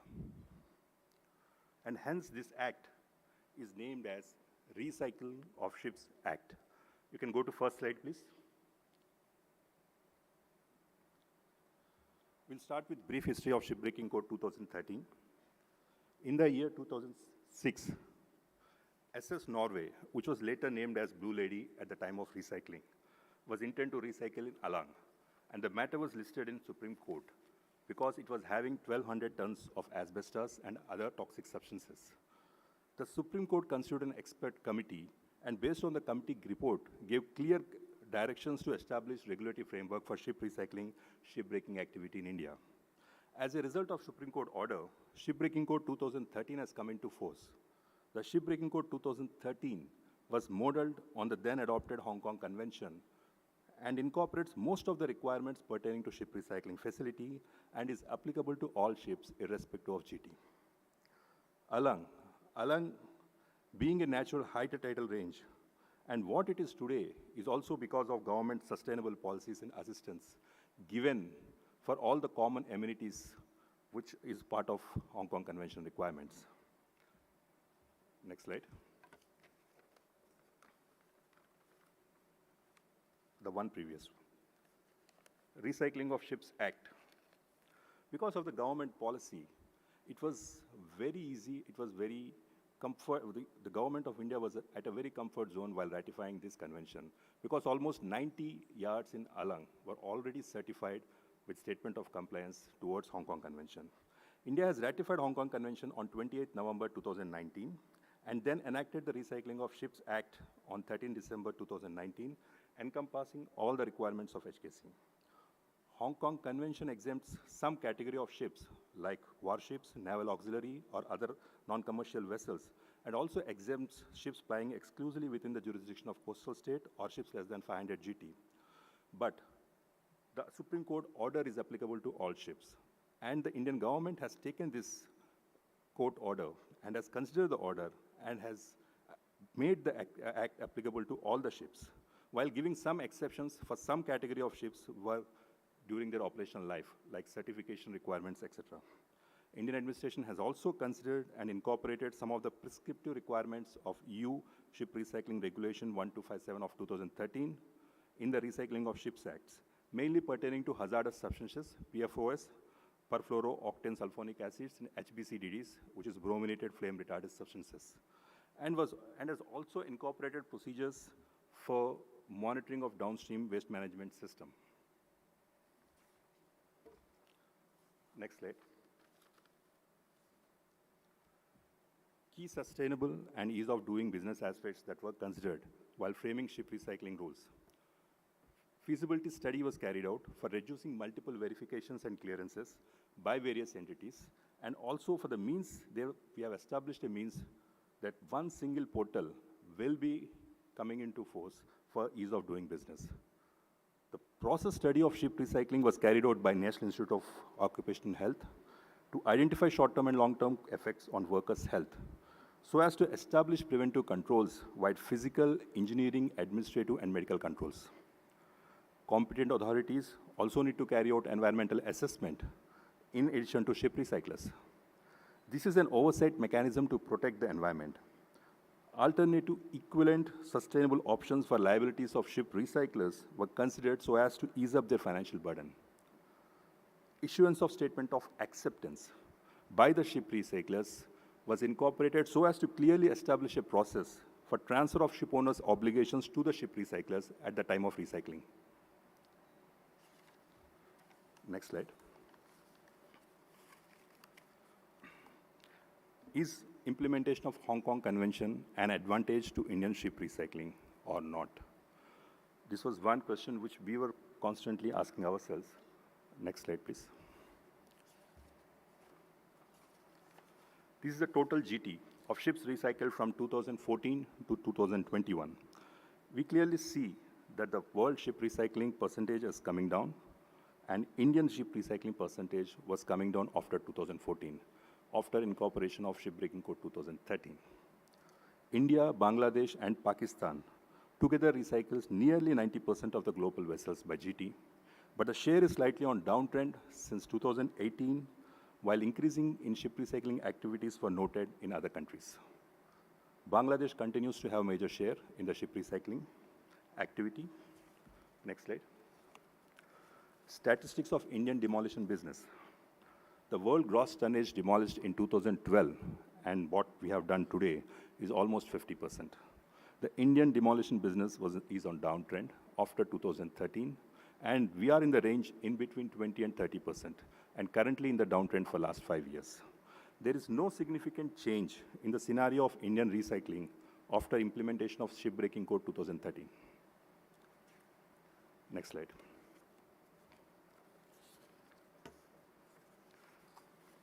Is HKC advantage for Indian recycling business? India is the only major ship recycling country to have ratified Hong Kong Convention, along with the Turkey.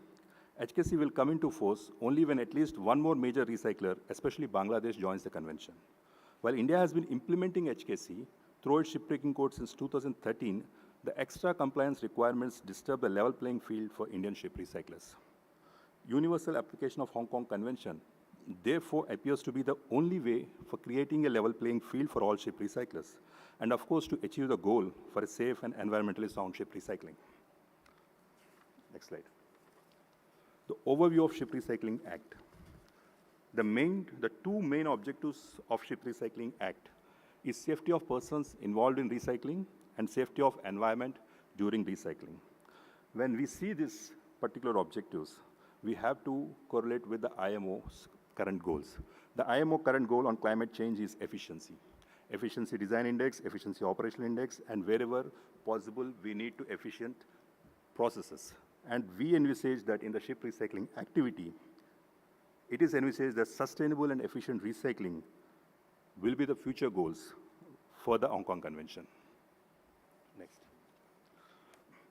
This is a very interesting statistics which we all look for and which we all care for. The fatalities and environmental incidents. At Alang, Gujarat, I have taken this report. So there is first clear advantage. No environmental incidents reported in last 3 years, and nil fatalities registered in the year 2020. Nil fatalities, I think this is our goal. This is the goal of Hong Kong Convention. No environmental incidents reported. This is one of the goals of Hong Kong Convention and the goals of Recycling of Ships Act. But we see this in a different perspective. In 2017, there are 8 fatalities.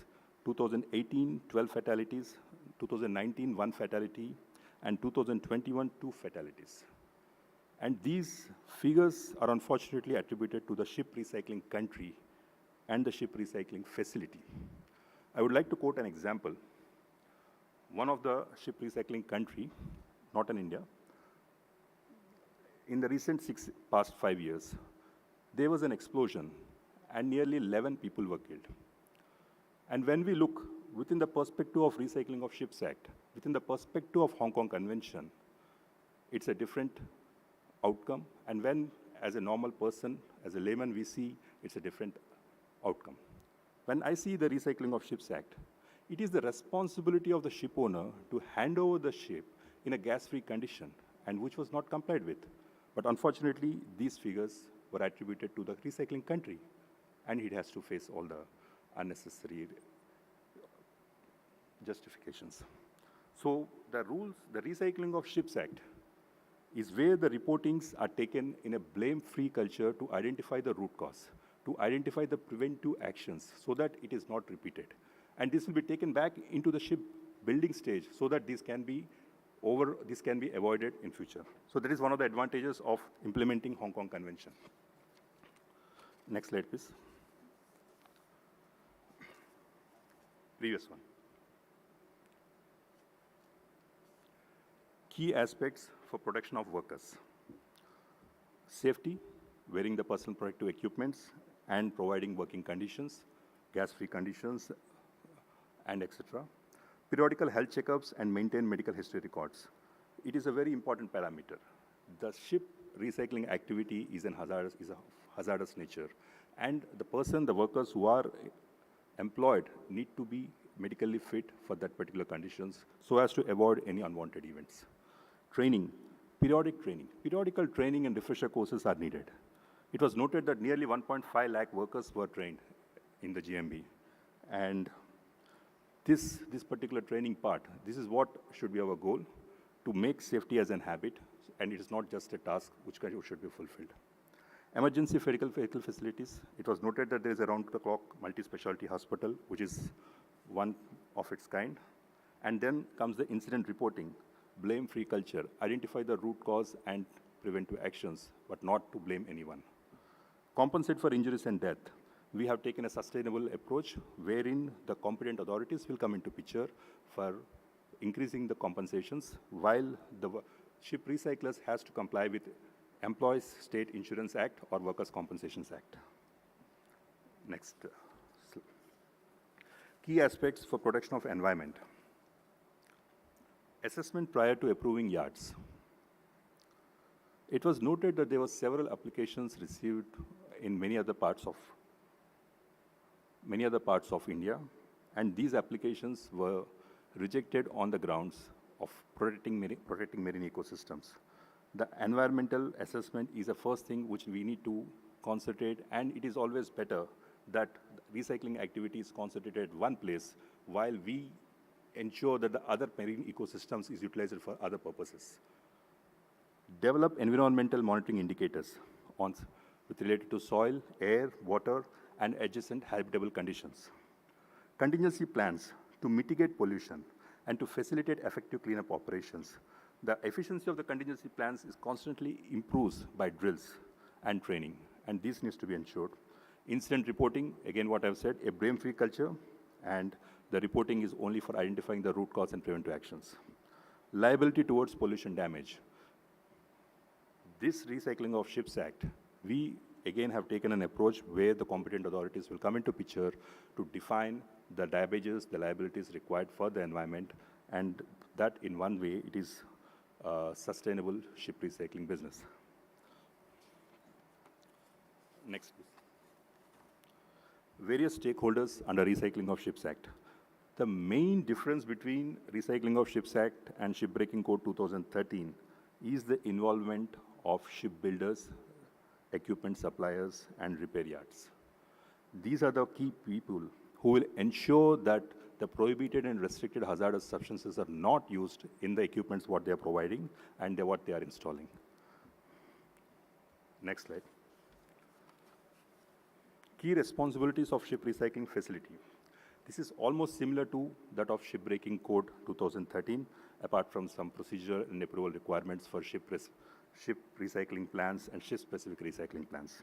The first thing is the yard needs to be approved with a ship recycling facility management plan and need to get authorized by the competent authority. They should develop ship recycling plan and processes for approval of competent authority. They should start the recycling only upon removing the hazardous substances to the extent possible. They have to ensure safe working conditions to the workers and dispose the hazardous substances to certified waste disposal facilities. They should ensure emergency medical support is available to workers and timely reporting of incidents is carried out. Prevent pollution incidents and provide support for emergency cleanup operations.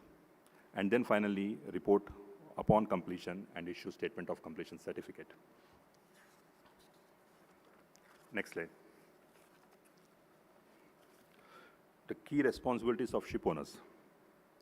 The responsibility of ship owners starts with the time the ship is built. They have to ensure that all the equipments are installed without the prohibited and restricted hazardous substances and possess a document called Declaration of Conformity stating that these substances are not there in the equipments. They have to develop an inventory of hazardous materials through an authorized service supplier. They have to maintain certificate of inventory and periodically renewal surveys and additional surveys need to be carried out. They have to recycle ship in authorized ship recycling facility. They have to obtain ready for recycling certificate upon reviewing of SRP and maintain insurance liabilities till the vessel is handed over to ship recycling facility. Next slide. Initiatives and way forwards in ship recycling. Zero incident policy. Zero incident policy to be adopted while identifying measures to achieve that policy with continuous training and awareness programs for workers and constantly facilitating them with safe working environment. Implementation of environmental monitoring program while identifying key indicators to monitor and protect the environment, further ensuring optimum utilization of existing yards to protect other ecosystems. Unified single window portal to issue clearances for ship recycling activities for ease of doing business. Addressing the regulatory bottlenecks due to Basel Ban Amendment or other international requirements while striving to provide equivalent alternative solutions to achieve common objectives. To initiate transparency policy amongst all the member states during the vessel's end of life in lieu of opting flag of convenience for their final voyages. This initiation may lead to harmonize the standards of ship recycling facilities all across the globe for the safe and environmental sound recycling of ships. With this, I would conclude my presentation, and I would like to once again thank the organizers, FICCI Gujarat, for giving us the opportunity. Thank you. Thank you so much, sir, for sharing with us Ship Recycling Act and the way forward for this industry. Now, I would like to welcome Shri Atul Sharma, DGM Environmental Cell, Gujarat Maritime Board, and he would talk about the role of GMB in green ship recycling, which is going to be the future of the shipping recycling industry.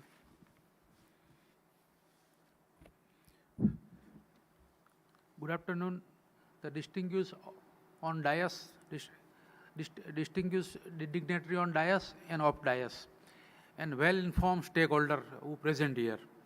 Today I am presenting very interesting case study of GMB, that how GMB has adopted eco-friendly methods to operate green ship recycling.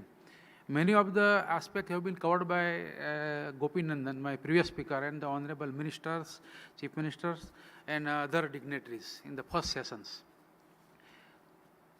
Yes. This is the scope of my presentation. Salient feature of the ship recycling facility at Alang. Regulatory framework for ship recycling in India.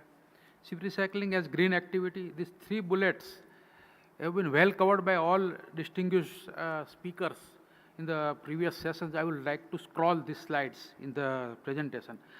Main area of interest in this presentation is role of Gujarat Maritime Board for green and sustainable ship recycling. sustainable ship recycling at Alang, method and approach which GMB has adopted.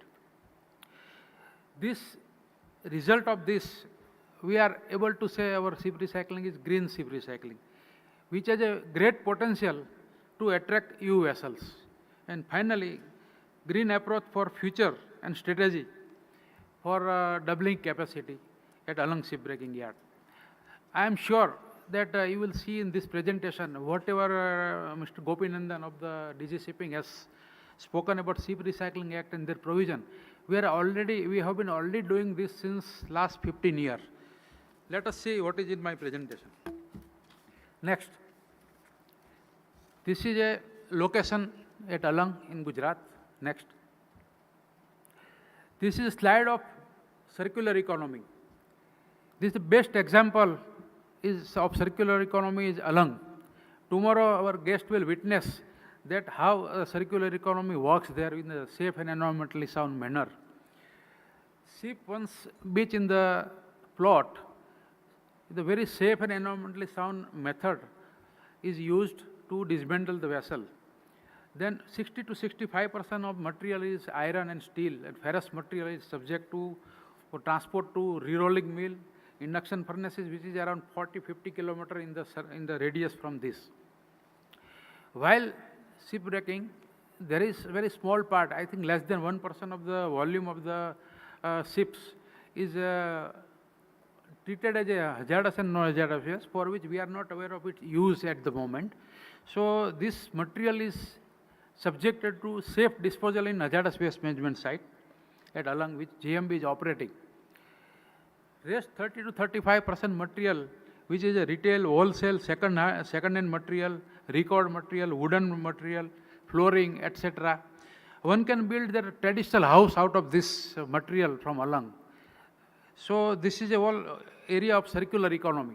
You can get everything in one place, and no material is going into the environment as a waste. Next.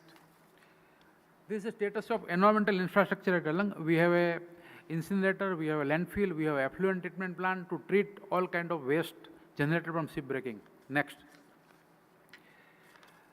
GMB has institutionalized safety training institute, I would say licensed under Factory Act, the Training Labor Institute, which has various modules for providing training to the worker.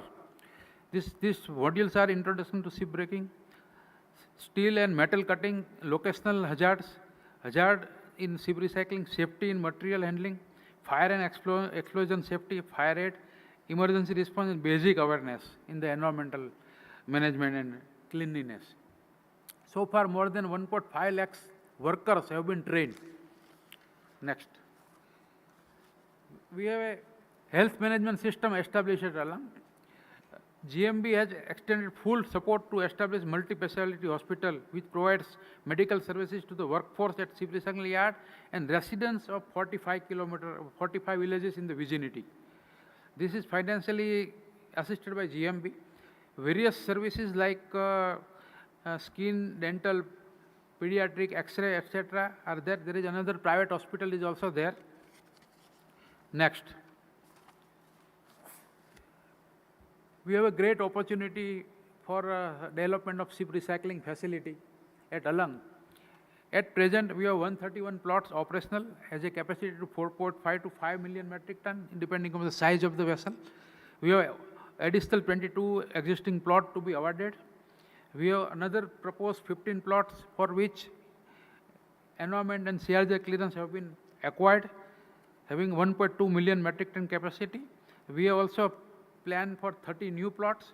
Altogether, we will be able to get 9.72 or up to 10 million metric ton by 2030. Next. Looking at the preparedness of our stakeholder, the experienced ship recyclers, State Maritime Board, Gujarat Maritime Board, Gujarat Pollution Control Board, and other state regulatory authority, we have been enforcing and developing ship recycling yard in safe manner since last 15 years, and Government of India has therefore, looking at our preparedness, exceeded the Hong Kong Convention in 2019. So far 17 countries have signed the Hong Kong Convention Only third criteria, second and third criteria are yet to be met. For that, we feel that Bangladesh and Pakistan, if they sign it, then Hong Kong Convention may be put into entry into force. Next, Ship Recycling Act 2019. This I would like to acknowledge well the presentation of Mr. Gopinandan, that many of these things have been already in place. That like it is a hub and spoke model, this Ship Recycling Act, that hazardous waste management rules, factory rules, radioactive waste management like ARB, then Explosive Act, Water and Air Act, and various other rules and regulations, Gas Cylinder Act, etc. are already in place, which is by and large compiling this act with additional provision of the Hong Kong Convention and European regulations. So many of the acts are already in force, including shipbreaking code. So this is a hub and spoke model, which is a very aggravated and encouraging ship recycling for basically along. This slide shows, this has been displayed in many forums by various stakeholders. Very interesting part of this is that carbon footprint of, in the next slide. Yes, no, previous, sir. Carbon footprint of ship breaking is only 0.8 million metric ton. If you see greenhouse gas emission, CO2. And the same is in the steel which is generated from integrated steel plant, conventional plant. It is 7.32 million metric ton, which is 90% reduction of carbon footprint. This is the main area of interest for the green ship recycling. We can define this ship recycling itself is a very green ship recycling. We have nothing to do. This ship recycling itself is a green ship recycling. Looking at the resource consumptions compared to the ship recycling. Next. Yes. Now, I would like to describe the role of Gujarat Maritime Board in sustainable ship recycling. Sustainable ship recycling means itself is a green ship recycling. If the development which is not environmentally viable, feasible, which is not at all economically viable, that I could realize over my 35 years of the service in Gujarat Maritime Board. The concept of sustainable development is closely linked with the carrying capacity of ecosystem. That means the ecosystem in terms of environment management is that along coastal and marine environment, along with the air environment, having full capacity of up to 10 million metric ton taking load of ship recycling on the existing environment. Even though there is no increase in pollution load, the assimilative capacity means the minimum bearing capacity of this along environment is less than what it should be. I will explain how it is. In order to promote sustainable development, we have to consider 4 aspects. This is structural changes in economic area, then preventive environmental policy, then environment impact assessment, and monitoring of the baseline. I would like to draw your kind attention. These 4 aspects have been reflected in the previous presentation by Mr. Gopinandan. That we have a structured rules and regulation. Time to time, Government of India and Gujarat Maritime Board is doing to encouraging ship breaking at along. We have preventive environmental policies, ship breaking code, ship recycling act to give an effect to implementation of HKC India which signed. Environment impact assessment is a tool to ensure that if there is any negative impact, we have to mitigate it by way of proper environment management plan. And for that, we have been monitoring the along since last 22 years.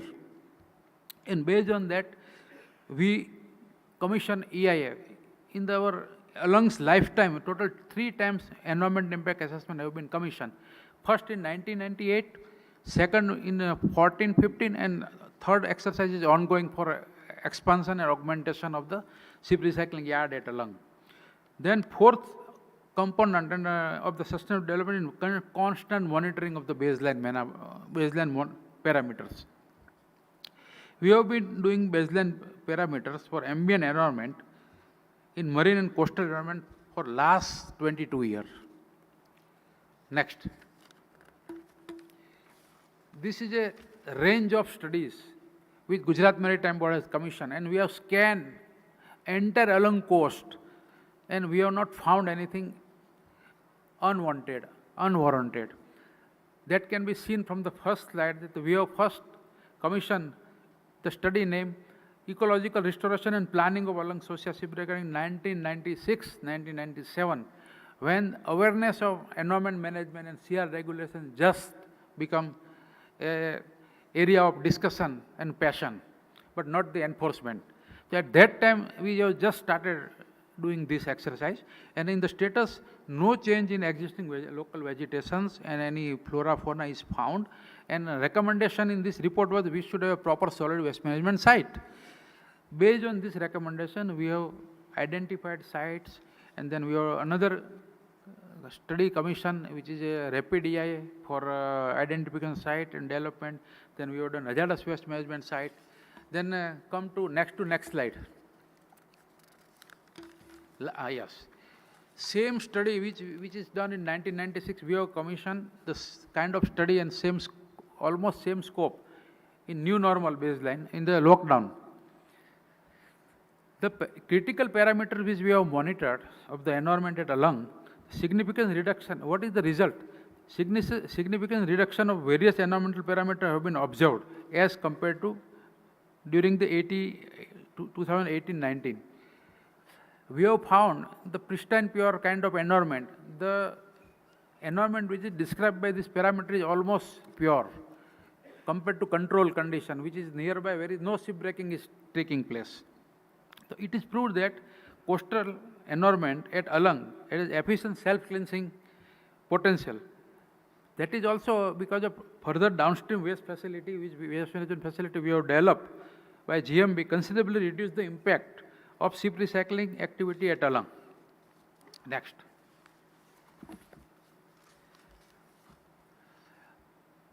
For development of the green ship recycling hub, we have adopted two approaches. One is the green approach, another is the environment engineering or engineering approach to deal with the sustainable development and green ship recycling. One approach is coastal and marine air environment system should have self-cleansing mechanism and natural dilution potential. These characteristics should be there, then only we can talk on the green ship recycling sustainable approach.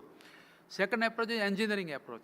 Any industry or any infrastructure development is done, some pollution or some hazardous waste is likely to be generated, which is to be safely handled with the technological intervention and disposed into proper sink, like hazardous waste management, like using scrubber into the air emission, etc., etc. So this is engineering approach for dealing with the pollution, and this is earlier is the green approach, in which the system should have a self-cleansing mechanism. So these two approaches together is a product of the green ship recycling, which we are already doing there. How? We'll see in the next slide. As I have told or conveyed in the slide of the range of studies, that we have conducted studies through Central Short Marine and Research Institutions, ICM, and it is CSR institutions. The study is attempted to understand the effect of complete lockdown in world's one of the biggest ship recycling yard on total environment, including ambient air, coastal and coastal sediments. The significant reduction in the particulate matters and different gaseous pollutant in the ambient air was recorded during the lockdown. Similarly, there was drastic reduction in the majority of heavy metal concentration in coastal water and sediments. It proves that coastal environment has its efficient self-cleansing potential. Next. We are representing the previous results in the graphical sense and tabular form. So long as air environment is concerned, you will see the green column. And last column is reduction in percentage. 70 to 80%, 75 to 80, 85% reduction is found in air environment. Like sediment, like in heavy metal, like in water quality, everything is down to natural condition. Now I would like to explain the graph which we have prepared. The vertical axis shows the environmental capacity, and horizontal, the green is the ship recycling capacity. And middle dotted line is the assimilative capacity, which is just the alarming, it is just in between. The system should have a minimum capacity to dilute the pollution load. at the rate of 3.86 million metric ton, which we have achieved in 2010-11. At that time, 415 vessels have come. So we have projected up to 4.5 million metric ton. If arbitrary, we have achieved 4.5 million. This graph is even within that dotted line. That means existing environment or existing coastal ecosystem has enough assimilative capacity to dilute the environmental load or the pollution load up to at the rate of 4.5 million LLT. This is on the 10 kilometer of the stretch we are talking. We are planning for another 4.5 million in the balance coastal area where there is a natural condition. If you see, this is natural condition. So capacity is unutilized. So long as environmental capacity is concerned, it is quite zero. So we are still having a full capacity to take load of the another 4.5 million. So Alang has a full assimilative capacity to take load of 9 million metric ton of LDT. That is what the finding of the green ship recycling. We have a right to develop further ship recycling doubling capacity. Next. As I told you, second approach is engineering approach to deal with the pollution. Here we have developed dedicated TSDF site which handles all kind of hazardous waste. So our ship recycler have provided impervious flooring so that interfaces between ship recycling activity and marine environment is cut off. So no pollution and no waste is going to the sea. So these two methods and close contained circular circuit of the waste management which will not allow any waste to fall into the intertidal area. This is what the management which Shipbreaker and Gujarat Maritime Board has done.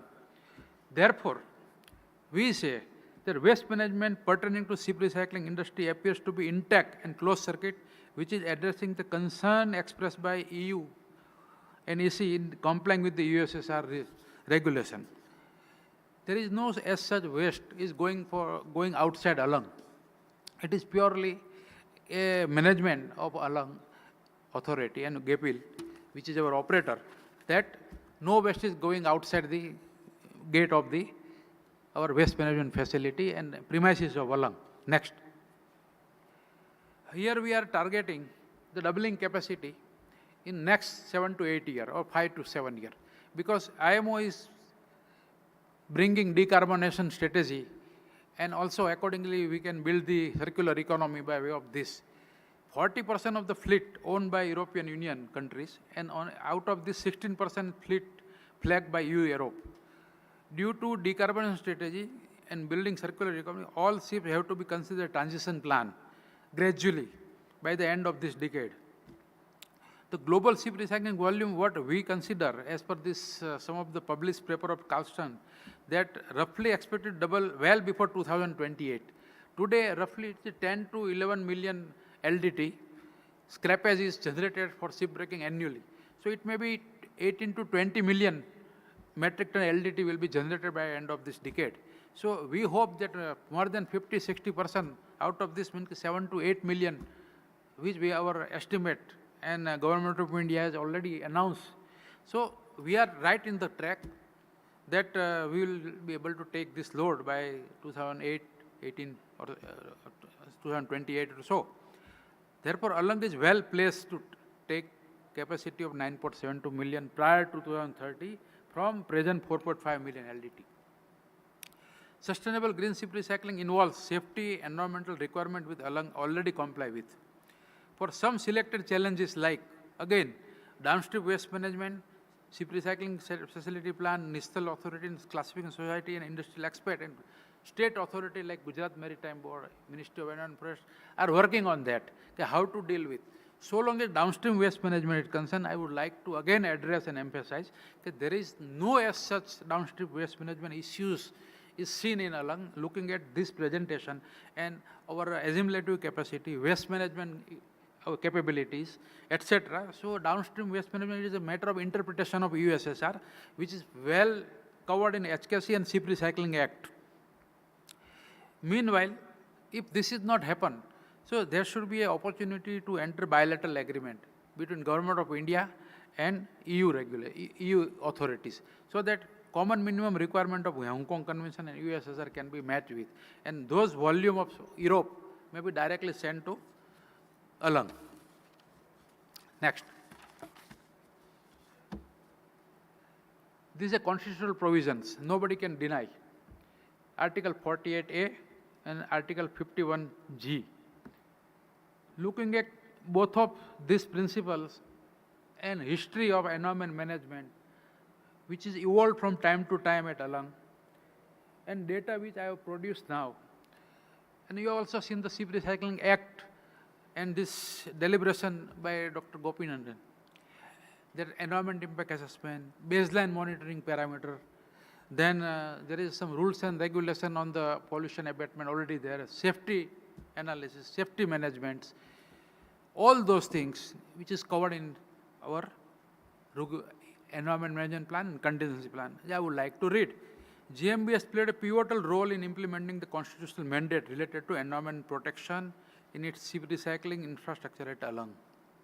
Environment plan of GMB at Alang, which is treated as a living document, because first we have prepared, first we have evolved, then we have updated, we have strengthened, based on continuous monitoring of the environment and some of the incidents which we have faced, and also improved based on the global parameters and environmental concerns regarding ship recycling. So this is a living document. Basically, it is just like Indian Constitution, it is just evolved from that. So we can say like that, okay, there is no point of doubt that downstream waste management is not implemented at Alang. Therefore, Alang has a vast coastline, 10 kilometer, another 10 kilometer, we can develop with a sufficient environmental assimilative capacity to take the additional load, capable of future deployment of 9 million annual capacity, and GMB's environmental infrastructure is well equipped on its way to cater its ever-increasing capacity and make India, principal, the global ship recycling hub. We have that potential. The globally accepted standard of HKCA and USSR are complied with for all environmental concern, including downstream waste management at Alang. So I would like to conclude here with a note that Ship Recycling Act is enacted in 2019. If you see the scope of Ship Recycling Act, by and large, many of the things are already implemented by Gujarat Maritime Board with this dynamic environment management plan since 2003, 2004, when we have first developed TSDF, and then over the period, Safety Training Institute and all things came sequentially. And today is the status that our environmental assimilative capacity is well within the limit, even we have not reached that dotted line. So that ends my presentation. Thank you very much. Thank you, sir, for letting us know the role of GMB in green ship recycling. And would now like to invite Shri Haresh Parmar, Secretary, Ship Recycling Industries Association, to talk about the compliances to HKC and EU SSR. Over to you, sir. Respected speakers on the dais, guests, and ladies and gentlemen. First of all, I would like to thank you very much to our FICCI to give us the opportunity to express our thoughts over here. Next. Ship recycling activity has been started in 1983, and till today we have recycled somewhere around 8,519 ships have been recycled over 67.7 million metric ton of ship. Alang has a very high interior gradient, is unique feature of enable to use ship towards the beach, right at the shore during high tide, and white tide reside, the ship stand almost as a dry dock. So we can save a huge investment. Instead of dry docking, this natural shore is giving us. It's stretch of 10 kilometer area, 131 working plot, and we can recycle somewhere around 4.5 million capacity, fetching huge direct and indirect employment in the yard. Enter ship recycling industries in India is governed by mandatory of Ship Recycling Code. It's called as Ship Recycling Code 2013, which is mirror image of Hong Kong Convention. Ship recyclers of Alang have started to avail SOC of HKC in 2009, since 2014-15 voluntary, because we have adopted Hong Kong Convention before our ratification done by the government. Ship recycling industry has opened doors, about 100 rolling mills and more than 100 of furnace in Bhavnagar, giving a induction furnace and many ancillary industries in Gujarat. Recycling and reuse of ship also provided somewhere around 10,000 metric ton of wood, we saving of our nation, because all the ship have wood and we are getting it without cutting a single tree. Along with the many other downstream industries, and business has grown and uplifted economy of the region along with huge employment. Ship recycling industry is giving a 15,000 to 20,000 direct employment and somewhere around 2 lakhs by the ancillary industries like loading mill, furnace, transportation, and various industries in downstream management. Initiative taken by Government of India. Our Honorable Prime Minister Shri Narendra Bhai Modi sir takes place personal interest for the development of Alang Ship Recycling Yard from when he was as a CM of Gujarat and now as a PM of our India. Honorable Prime Minister provided motivation to ship recycling activity by introducing Ship Recycling Ship Act in 2019 while ratifying of Hong Kong Convention 2009. During the 2021 budget speech, under the leadership of our Honorable Prime Minister, Honorable Union Finance Minister announced to double the capacity of Alang Ship Recycling Yard. Simultaneously, Ministry of Road, Transport and Highways announced vehicle scrapping policy in 2021 and encouraged the sitting of vehicle scrap yard nearby Alang. In addition, Bhavnagar is also expected to become a container manufacturing hub, which may increase the demand of steel in future. Groundwork has been already done to develop these facilities near Bhavnagar by the central and state government. It means that within the 5 years, Alang may be the big hub of the steel and all India can see the Bhavnagar as a very big steel hub. Next. This is the general layout plan of our ship recycling yard. It varies by size, but the content will be the same. This is a general plan which plot have SOC 2000 HKC certification. Next, sustainable approach to ship recycling. Alang have capacity to recycle all type of ships, dry and wet cargo, reefer, containers, tug, drills, jackups. After shipping bill, we can also recycle now special concern of ship also. Regular issuance of permits and reporting of incident, direct supervision by GMB and various government agencies.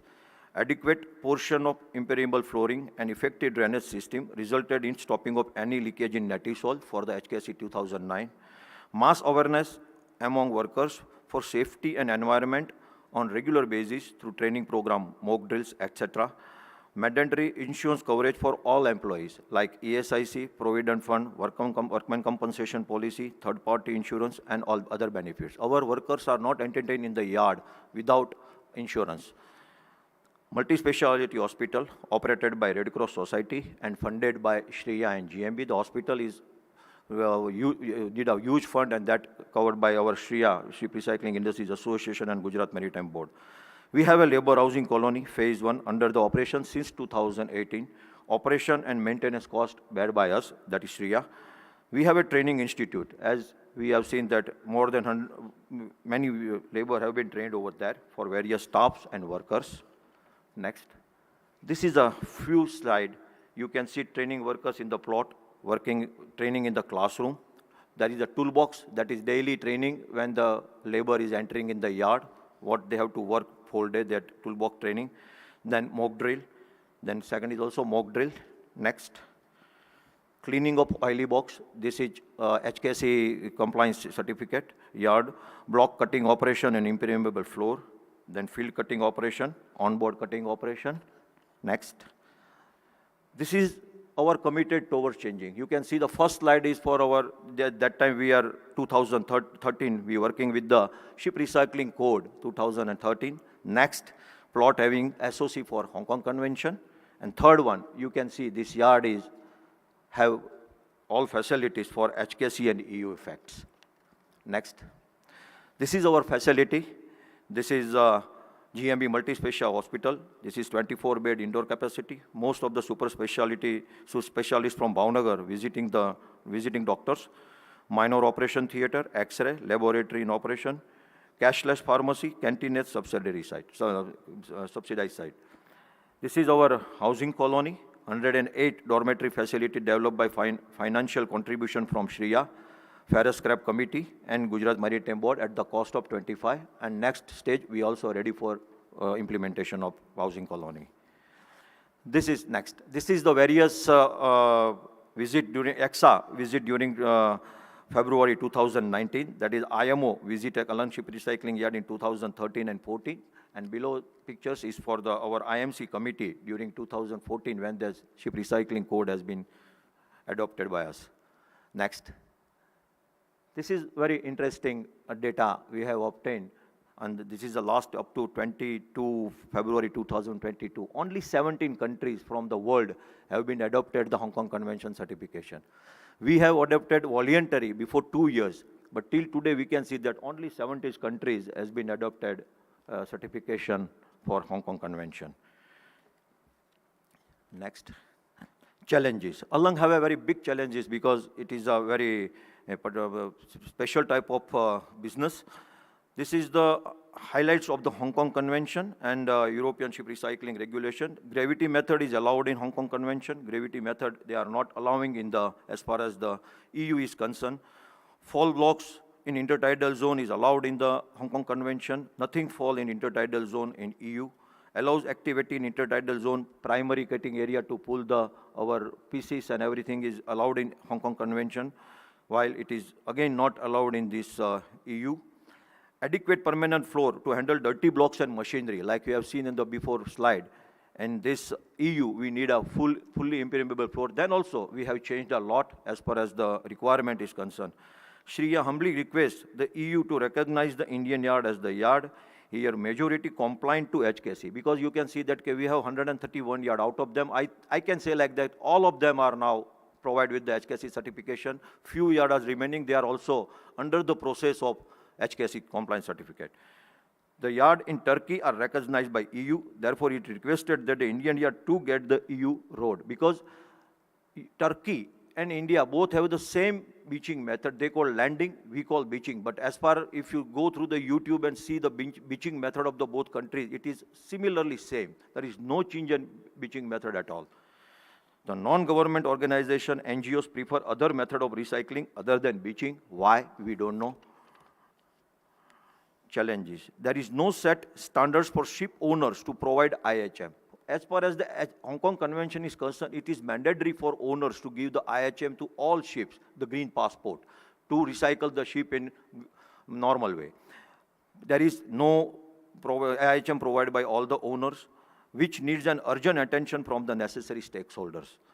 Expectation from our Government of India and Government of Gujarat. Shriya requests the Government of India and Gujarat the following: to request the EU to approve Indian yards under the second list of EU list. The EU have already visited Alang. I think first audit have been done. Some of yard have second audit also be done.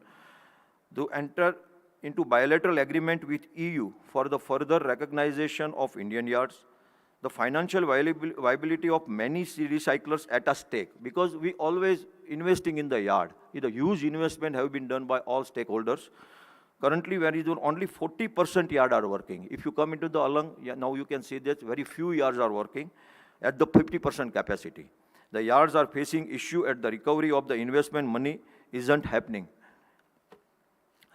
My conclusion is that after the comparing all the clauses of SRC 2013, Hong Kong Convention and EU SRR, yard can make required changes to comply with HKC 2009. It is difficult to implement EU SRR guideline in present layout plan of Alang Ship Recycling Yard, as we have shown before. There are many concern, which is restricting yard owners to invest further amount of getting listed in EU list. Dilemma of the ship recycling standards, ad hoc approach by ship owners by not taking responsibilities of providing IHM. Cash buyer are getting undue advantage. Cash buyer is the intermediate stage of owners and our ship recycler. They are also taking an undue advantage. HKC plot are struggling and cutting non-HKC ship to maintain certification. We are at present, we are cutting non-HKC non-HKC ships, but we required to maintain our certification. We have to invest a huge amount on that. Need of level playing ground in global ship recycling. Many European countries, as we have shown, they adopted the Hong Kong Convention. EXA, European Council of Ship Owners Association, has visited Alang for 2 times in last 5 years and have satisfied with all improvements and expressed their concern about attitude of EC about EU SRR provisions. EXA have visited along twice. They are very much satisfied. Whatever we have changed, whatever we have facility over there, our housing colony, as far as our TSDF side, they are very much satisfied with that. EXA could be the one of the who can initiative and find some resolution to this deadlock. Under all given circumstances and past experience of having HKC compliance, Shriya believes that the economical viability and long-time certainty are the key to all sustainable development and improvement. If we are out of the business, then no use of this all changes have been done. We have to be very careful for having any bilaterally treaty or otherwise, keeping in view the interest of entire ship recycling yard of Alang and not only few ship recycling yard. EU has give their certification yard to yard, while Shriya requested to keep in mind the whole ship recycling yard, all the yard like a Hong Kong Convention.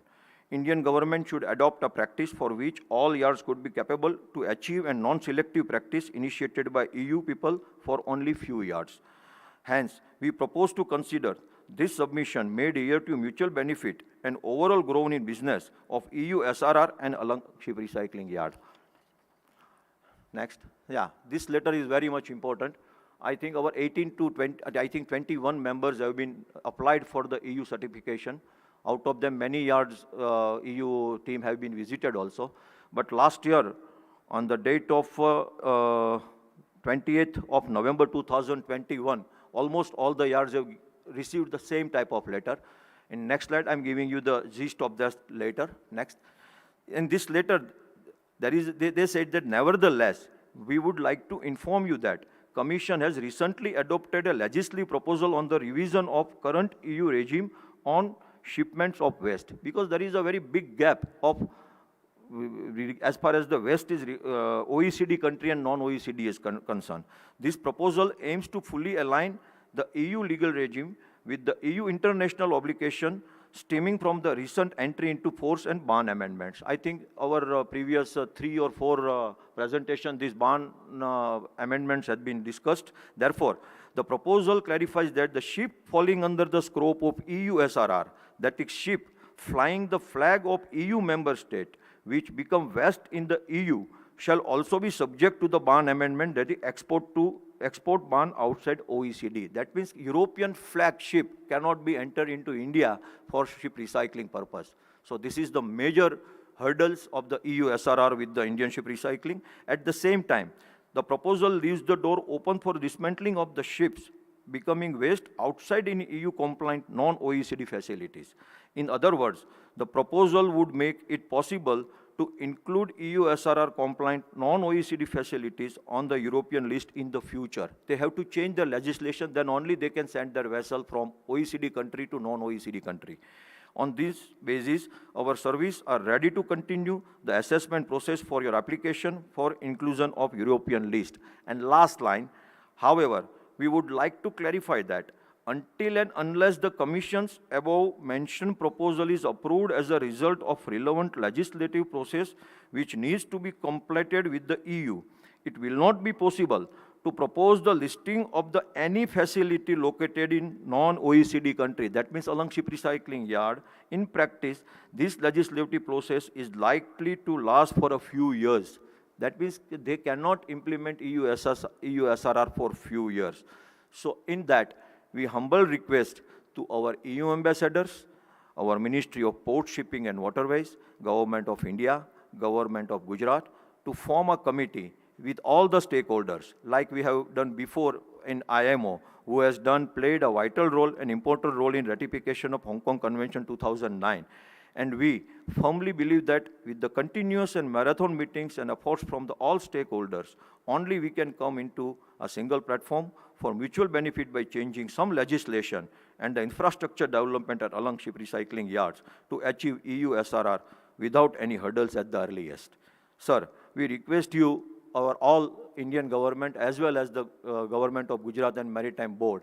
The ship recycling is now passing through a very bad time. So give your hand, because as our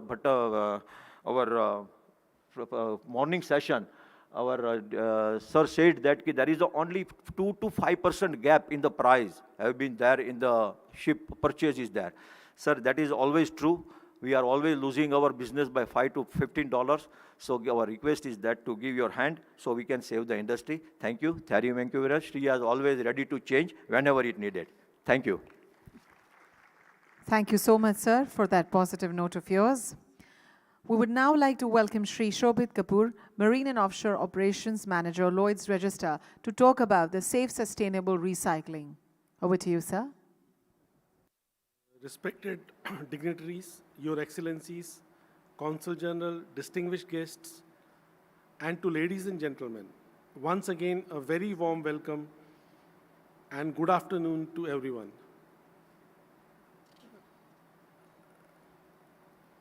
What sustainability means to Ella? When we were analyzing that, one of the critical items we decided has to be ship recycling. Next slide, please. There is a need to deliver sustainable aspirations through 5 pillars that are central to the purpose of providing benefit to community and operate a responsible business that is supported by productive, diverse, and healthy workforce. Now, the first element is safety and environment. It's imperative that we run efficient, low-impact ship recycling operations that consume less energy, produce less waste, and reduce any negative effect of activities on environment. Commitment to zero harm for our people and the planet, with everyone working together for a safer, sustainable, thriving ocean economy. Technology and innovation. As discussed by many speakers in past, circular economy principles should be built into every stage of the ship recycling, from design to construction to operation to recycling. Ships can be designed with resources optimization in mind to reduce amount of resources used, allow for greater use of components, as well as promote repair, refurbishment, and if needed, replacement of individual module, better traceability of material during the vessel construction, such as required by inventory of hazardous material regulations, can be a useful tool to enable better reuse. Refurbishment and recycling activities. Use of impermeable surfaces, cranes, cherry pickers, winches, air balloons, hydraulic winches, barges, etc., in addition to safe cutting methodologies and detailed planning by trained manpower. Health and well-being, adequate medical facilities, accommodation, sanitation, health monitoring, compliant to national, international guidelines should be available to workers. Workers should feel that they belong to a place which is safe, where they can be authentic selves and bring unique perspective and talents to every challenge. Next slide, please. Framework of sustainability, compliance. In compliance-driven global economy, the impact of regulation is significant, and lack of global regulatory framework for ship recycling purposes creates difficulty for ship owners. 2 legislative instruments have been adopted to regulate ship recycling: IMO Hong Kong Convention for Safe and Environmentally Sound Recycling of Ship, adopted in 2009, and EU Ship Recycling Regulation, in short EU SRR, adopted in 2013. And entered in force in December 2018. In addition, the Basel Convention on Control of Transboundary Movement of Hazardous Wastes and their disposal, which came in force in 1992, is linked to ship recycling.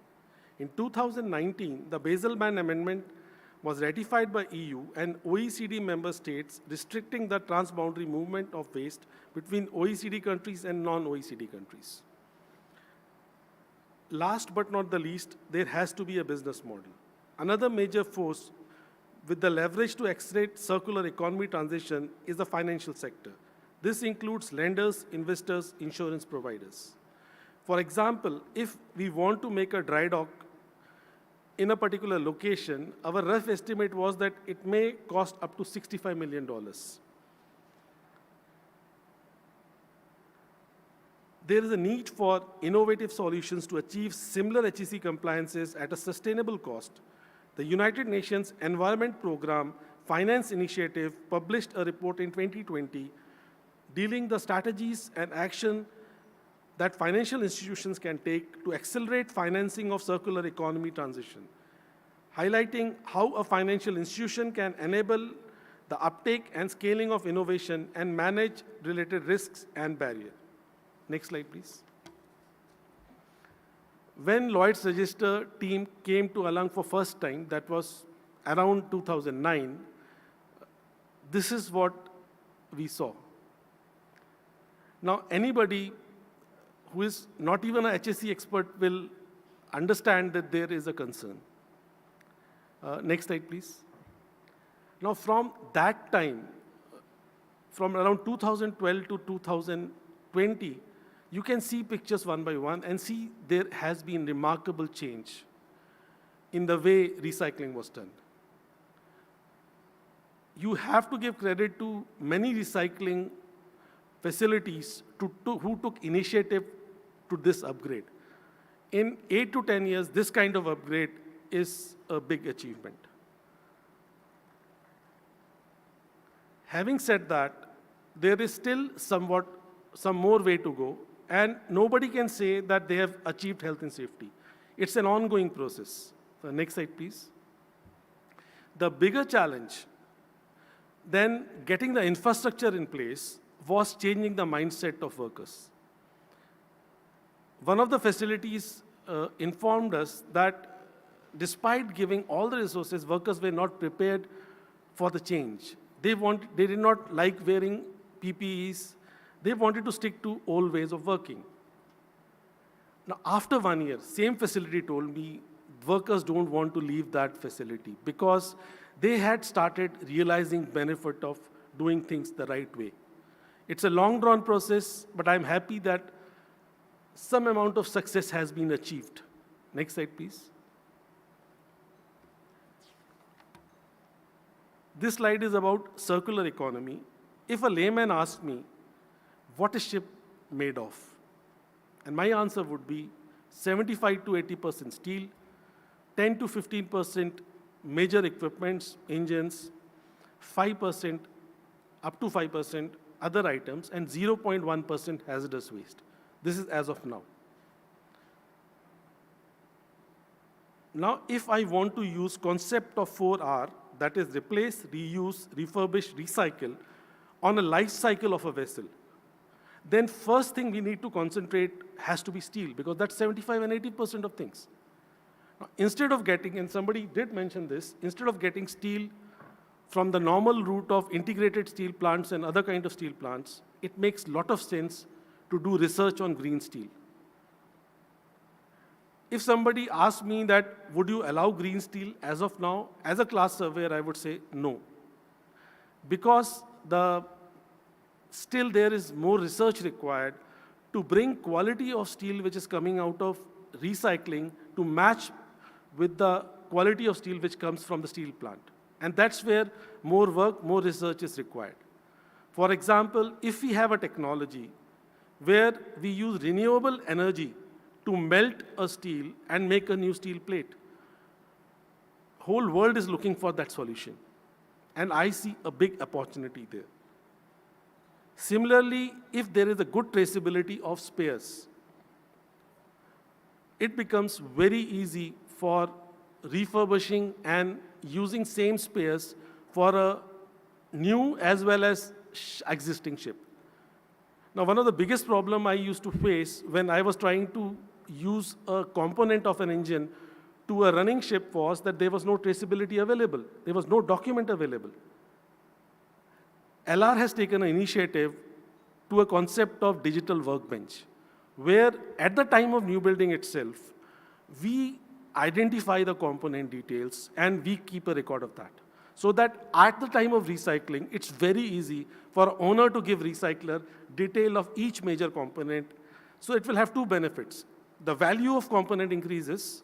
At the same time, the resource required to make a new component is reduced. Last but not the least, there is a comparison I have put. To generate 1 ton of steel, Indian yards or Indian companies generate half amount of carbon emission. This is something, and I understand when people like us, classification societies, regulators, say there's a lot to be desired from the point of view of health and safety standards in the recycling industry. I'll be first to accept that. But why are we forgetting the advantage we get from the carbon emission? And that's the reason that every stakeholders, whether it's designer of the ship, starting from there itself, shipbuilder,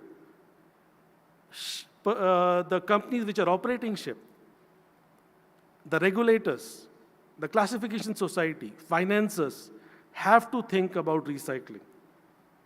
And that's how, if we have bare minimum hazardous material at the starting of building of the ship, then there will be no need to worry about hazardous material at the time of recycling. This has to be a collaborative effort, and everybody across the globe should sit together on a table and discuss these issues. Next slide, please. These are different technologies used across scope of recycling. The first two are related to dry docking method. Second is floating dock. Normally, dry docking method is combined with alongside method or a wet dock method, because most of these dry docks cannot accommodate big ships. Another method which is used in Indonesia are they use air balloons to take ship to a location where outside the intertidal zone for recycling. India and Turkey, as somebody else mentioned, has similar methodology. Idea is to take ship to an impermeable surface and start cutting it. Next slide, please. I have given some sample of how work is done in United States, United Kingdom. The methodology is, first, the work starts alongside or on the wet basin, followed by recycling in the dry dock. Next slide, please. These are the pictures which demonstrate that there is at least in the really better yards in Alang, the methodology used for recycling is very similar to Turkey. If I had not put the title, I don't think many of you could have differentiated between yard in Turkey or Alang. Next slide, please. For efficient, sustainable recycling work, it is important that health and well-being of workers are taken care of. As mentioned earlier, there is a hospital. The accommodation for workers is also provided by GMB. Many recycling facilities have arranged accommodation for workers as well. The basic training organized by GMB had a lot of positive impact. In addition to those basic training, many of the yards are organizing advanced level trainings for key health and safety and environment persons. There are companies like PentaSafe who are teaching the core team of recycling facility working at height, working in enclosed space. We are also sharing learning experience from marine training institutes like Marine Training Institute, Powai, managed by Shipping Corporation. Training is also given in handling of hazardous material, and these pictures demonstrate that. Next slide, please. The fourth is compliance. This slide shows various guidelines which are available from 1999 to current date. Two guidelines which was mentioned in detail by previous speakers was 2009 Hong Kong Convention and 2030 EU regulations. Next slide, please. The EU SRR expects EU flagships to use a ship recycling facility listed on EU list of ship recycling facility, or in short, EU list. As of middle of 2021, 43 facilities were included in that list, out of which 34 were based in EU and UK. The remaining facilities were based in Turkey and USA. Several facilities in India have been inspected, and 3 of them, it's the information I got from some records of European Commission, 3 of these have been considered generally acceptable to EU auditors, pending finding on adequate emergency healthcare facility with trauma center and handling of downstream waste management materials. India is making progress through upgrades in hospitals and improvement in compliance and verification process of handling of hazardous material. So we are on track, and I don't see a very big showstopper for at least some recycling facilities to achieve European Union compliance levels. As mentioned by earlier speaker, the Basel Convention on the Control of Transboundary Movement of Hazardous Wastes and their disposal, which came in force in 1992, is linked to ship recycling. In 2019, Basel Ban Amendment was ratified by EU and OECD member states, restricting the transboundary movement of waste from OECD countries to non-OECD countries. The impact of these regulations is currently limited. The Hong Kong Convention has a global reach, but it is not yet in force, preventing global implementation. Now, how does it impact us? The ship which is coming, as somebody mentioned, ship which is coming to Alang does not need to comply with Hong Kong Convention because it's not in force. The EU SRR is in force, but it's regional scope, which limits the impact on a global industry like shipping. The potential impact is further restricted by decreasing tonnage covered by EU flag because of practice of lack of convenience. Next slide, please. Yeah. The last is business model. 98% of recycling work in India happens in Alang. It is a 10-kilometer coast. 40% of, unfortunately as of now, 40% of existing capacity of Alang was laying idle in last year. This year can be even worse. Current capacity of Alang is 4.5 million LDT, and the last year around 1.8 million LDT had come. Now, why are we talking about doubling the capacity then? 2 things we have to remember. First thing, a ship when it comes for recycling is already more than 20 years. So we are working on a technology which is old. Most of the new vessels, which are 8 to 10 years old, are almost half to 90% the size of the older vessels. New container vessels are almost 90% bigger.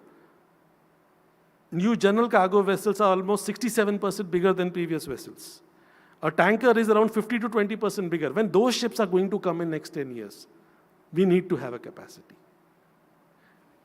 We have to also understand that due to environmental legislations like CII, EEXI, it is expected, based on the data we got for Clarkson's, it is expected that by 2028, the recycling vessels which are coming to Alang will double. And it will quadruple by 2033. Now, if we have to, and to add to it, only 6 of EU yards can handle Panamax vessel. Now, we are talking about post-Panamax vessel. How are EU yards with current capacity going to handle those yards? The solution has to be, unfortunately, India. So I feel there has to be a collaborative work done by EU, by Classification Society, by all the stakeholders to upgrade. If at all there is a gap, that has to be a collaborative approach to fill it up. Like we do in class, if there is a gap, we don't fail a ship. We give them time to rectify. And that's how a collaborative approach would be required. In the end, to have a sustainable recycling, we have to look after HSE, circular economy principles, compliance to legislations, and finance is required to maintain substantial recycling. Thank you very much. Thank you so much, sir, for letting us know the safe methods, safe sustainable recycling methods in length. Due to the constraint of time, we are going to skip the question and answer session, and you can post your questions to the GMB site or any of the speakers. I would now request Captain A.B. Solanki, Chief Nautical Officer, Government Gujarat Maritime Board, to kindly extend his vote of thanks for this particular session. Over to you, sir. Thank you. Good evening, everyone, present on dais and off the dais. We have come to the concluding part of session 1 on ship recycling industry and compliances. It is said that everyone deserves a respectable farewell. This applies to our ships also, who serve us for more than 25 years and deserve a dignified goodbye too. It is an honor for me to present the vote of thanks on behalf of Gujarat Maritime Board and Government of Gujarat. We extend our gratitude to Shri Gopinandji, DE Shipping, Engineer and Ship Surveyor, for giving us some insightful knowledge about the ship recycling regulatory framework and its intricacies. We thank you for sharing your wisdom with us. Shri Atul Sharma ji has been my colleague, whom I have always been admired for his vast in-depth knowledge and experience in ship recycling and other environmental aspects. Thank you, Sharma ji, for throwing light on the role of GMB and how we have become pioneer in this sector. The success of any industry is not possible unless there is a tandem between trade and government machinery. Shri Harish Parmarji, your views and ideas with clear determination of continuous urge for more and more has been very inspiring. Your association has set a prominent example how this industry has been able to comply with international norms and made us all proud on global platform. Thank you, Harish ji, for sharing the status of HKC and European Union compliance. We are sure that the zeal and dedication of this industry and its people, we will keep achieving new targets and milestone. And Ministry of Shipping, Government of India, and UAE, European Union officials present here will, I think, definitely take away and do something about it. Because unless you don't get a level playing, it is difficult to compete in today's world. We also had the opportunity to gain knowledge on safe, sustainable recycling from Shri Sobit Kapoor from Lloyd's Register. We thank you, sir, for sharing your views and enlightening us about the importance of sustainable practices, which is the need of the hour. The maritime industry has a crucial role to play in supporting circular economy. The design, construction, operation, and decommissioning of vessels needs to move away from traditional make, take, use, dispose model and shift towards more comprehensive sustainability. I would like to end my vote of thanks with these words. Sustainable ship recycling is our duty towards our Mother Earth. Thank you. Jai Hind. Thank you so much, sir, for your warm, thankful note. We appreciate it. And thank you all the session speakers for your inputs, for your insights that you shared with us. It was indeed a pleasure to have you all over here. You can pose in the front for a group photograph.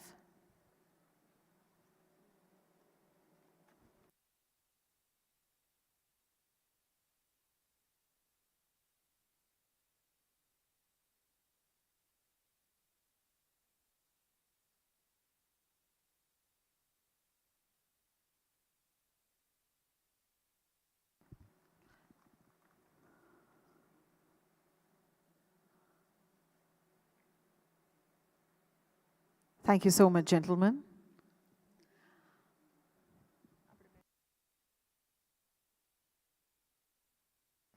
We are about to start the second session just in 2 minutes from now for the setting up of the nameplates and everything. So keep seated over here, and it will be our pleasure from the eminent speakers to listen about the various inputs regarding the vehicle scrap policy.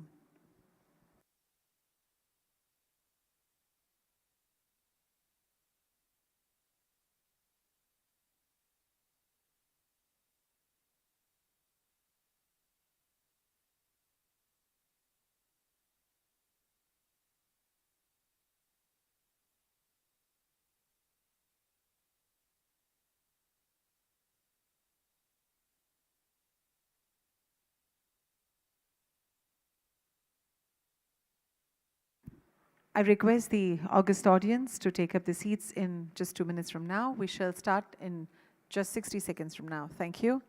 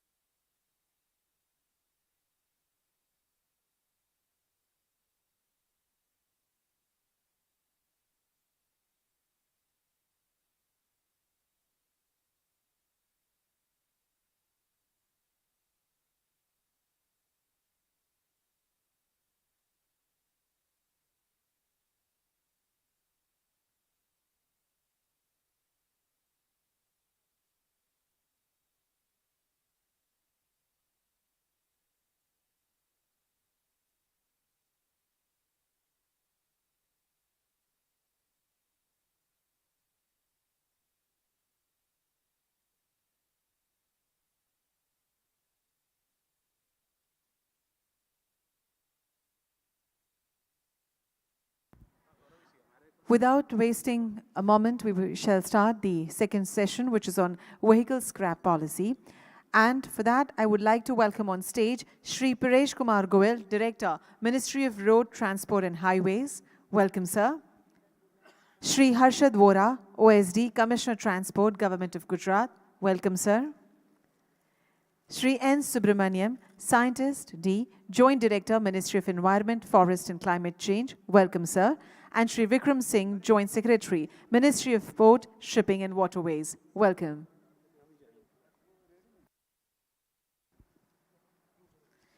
It is indeed a pleasure to have you all over here to share with us your insights and inputs.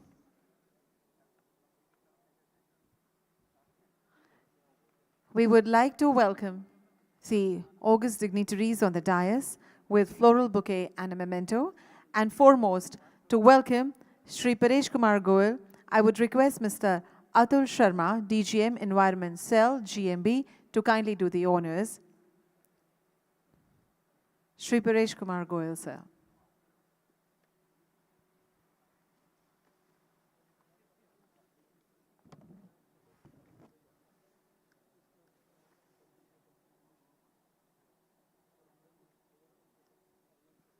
Thank you.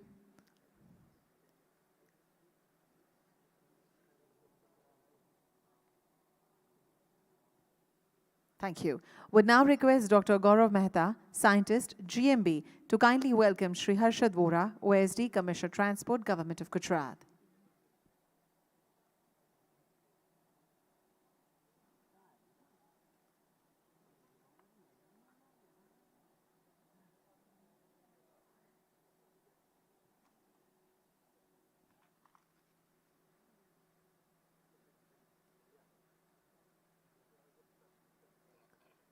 Thank you.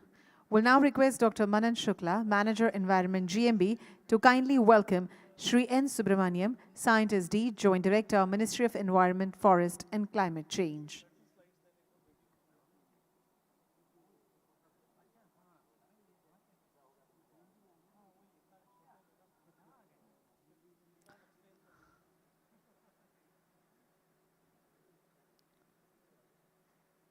Thank you so much. Will now request Mr. Sagar Vyas, PRO, GMB, to kindly welcome Shri Vikram Singh, Joint Secretary, Ministry of Port, Shipping and Waterways.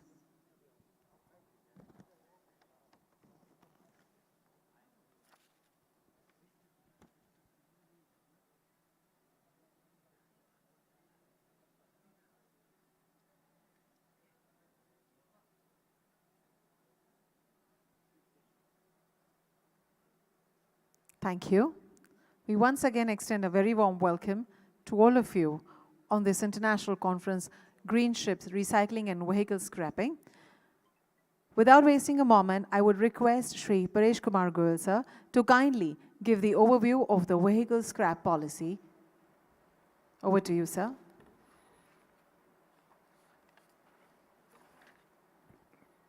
Good evening, everybody.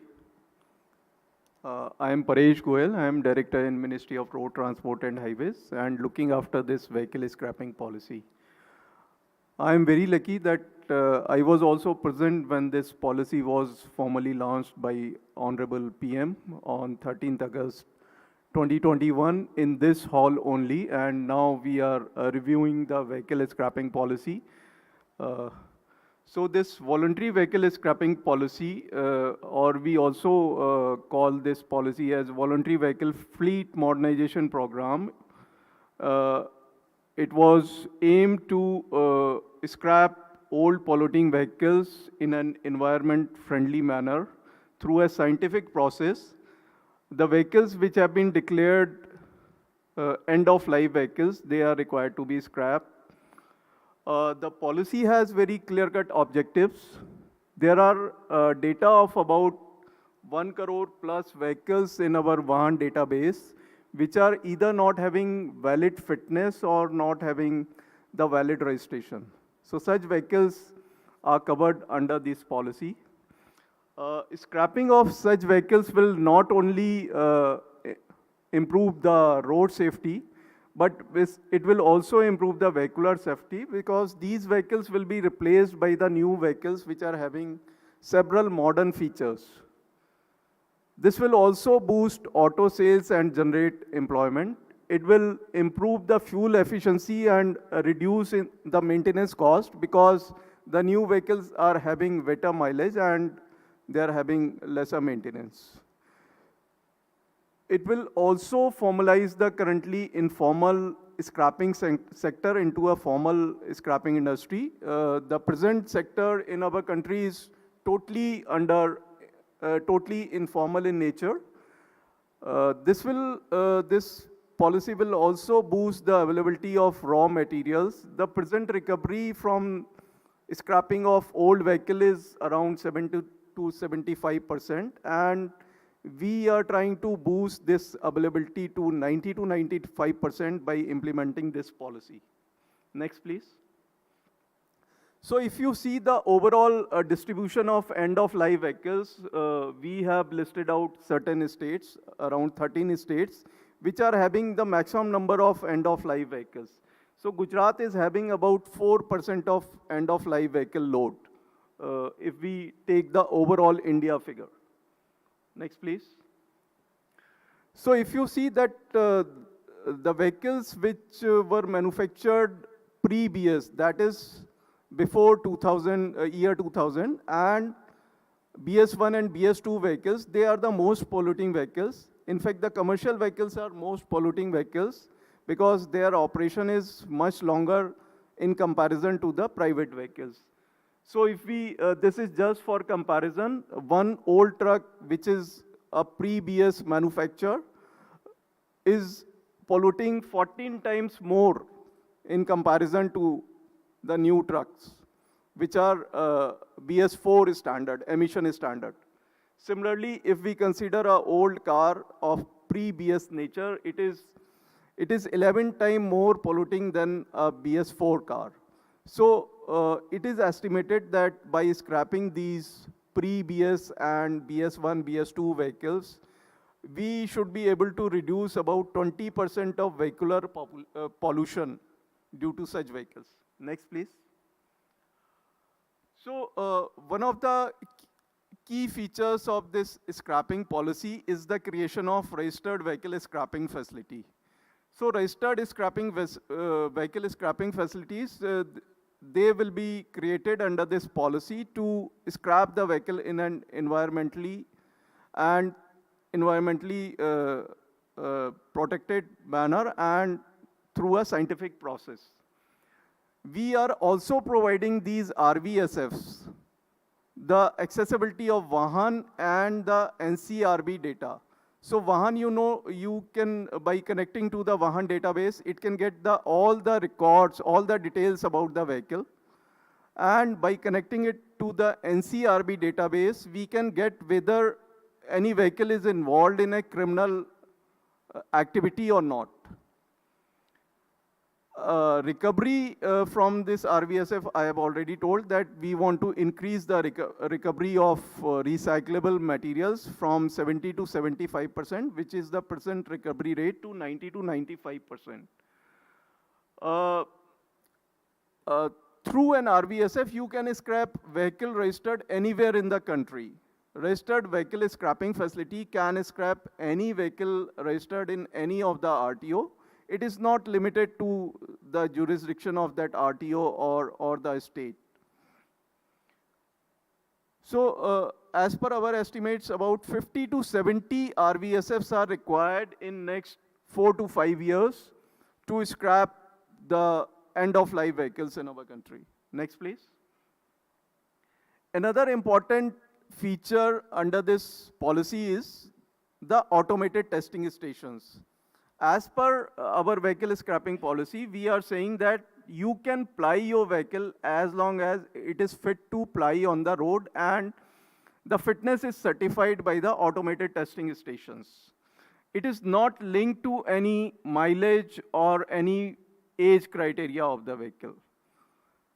So as long as you are getting your vehicle tested through an automated testing station and it is being declared fit, you can ply your vehicle without any problem.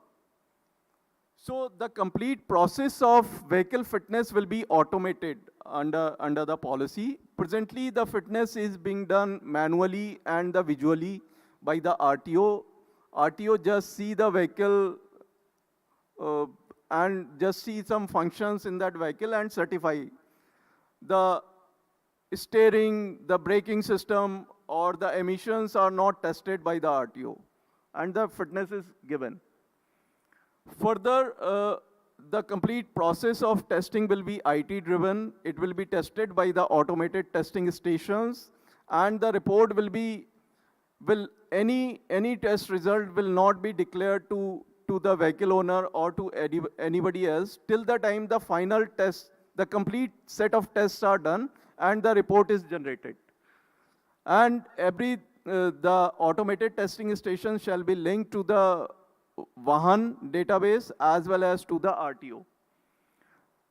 All the tests conducted on the vehicle will be recorded by by the cameras installed in that automated testing stations and through GPS enameled cameras so that the location of vehicle is also recorded along with the test.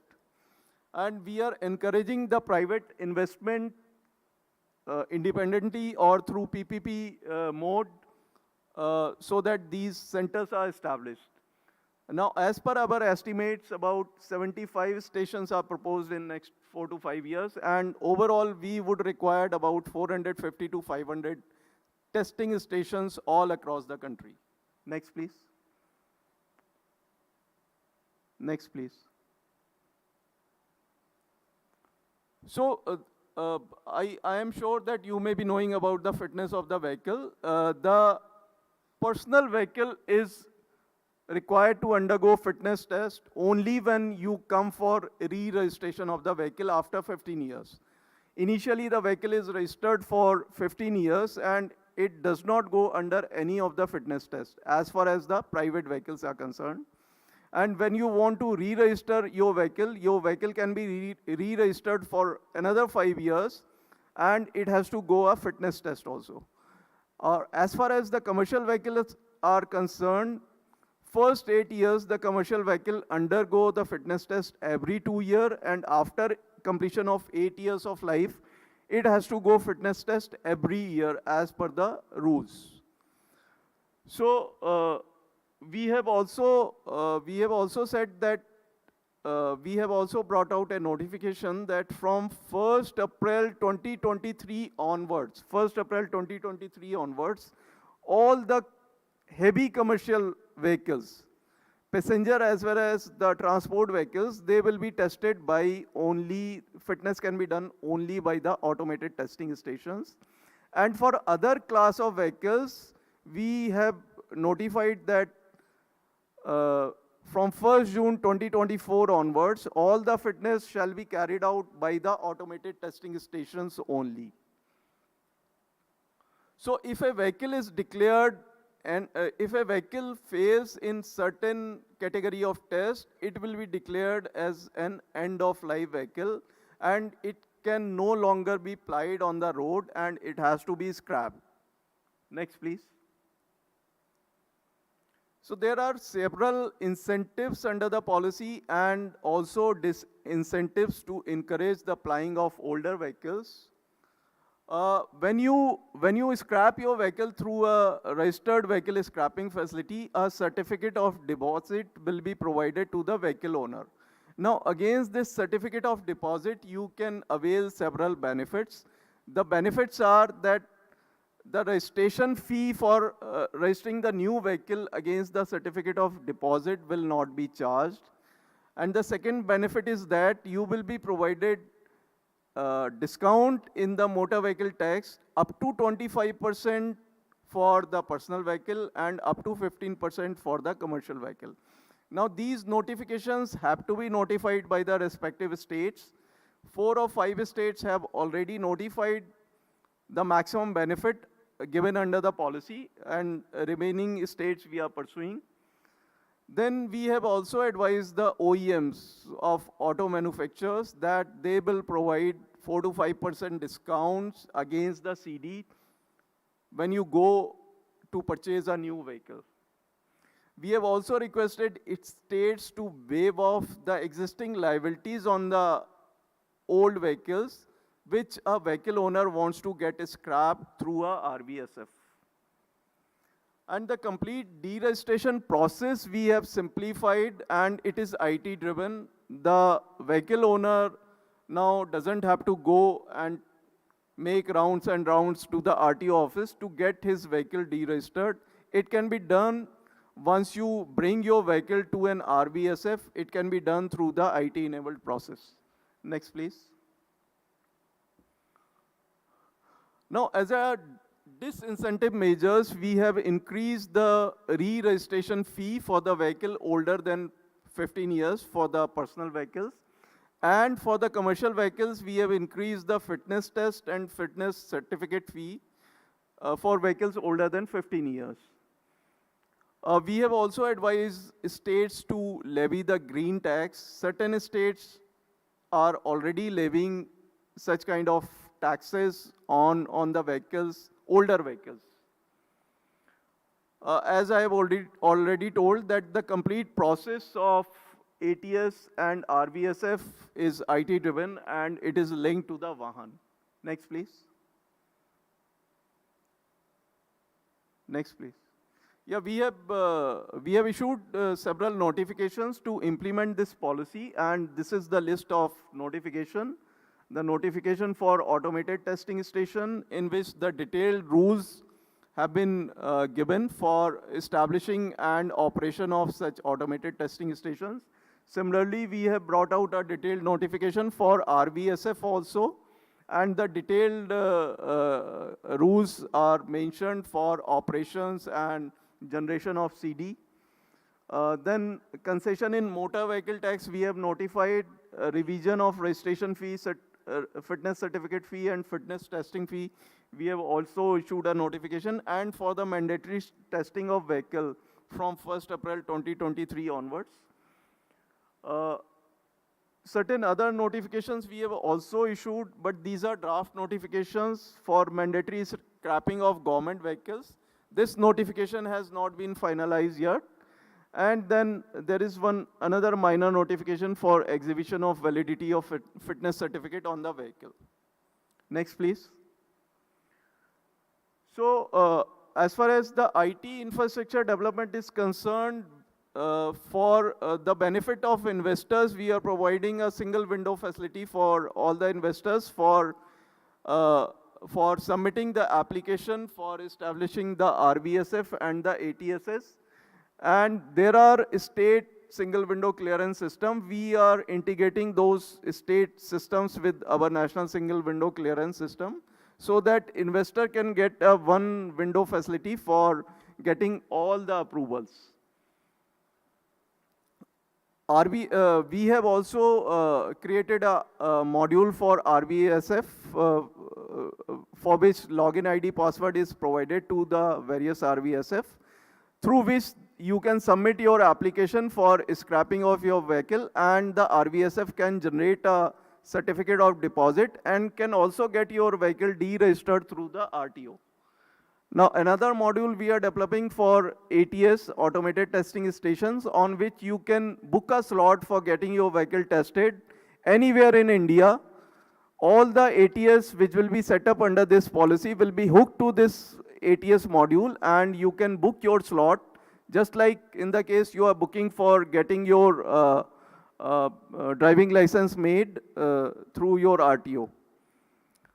And further, the report can also be generated through this portal, your vehicle fitness report, and which will be electronically transferred to your email, or SMS can be provided. And this report will also be uploaded on the Vahan. It will be linked to the Vahan through this module.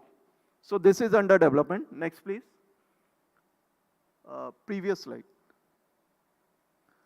And we have also held several investor summit to make our investors aware about this policy and various policies announced by the states to implement our notifications. So far we have held around 15 summits with 15 states. The first summit was held in Gujarat in August last year. Next, please. Next, please.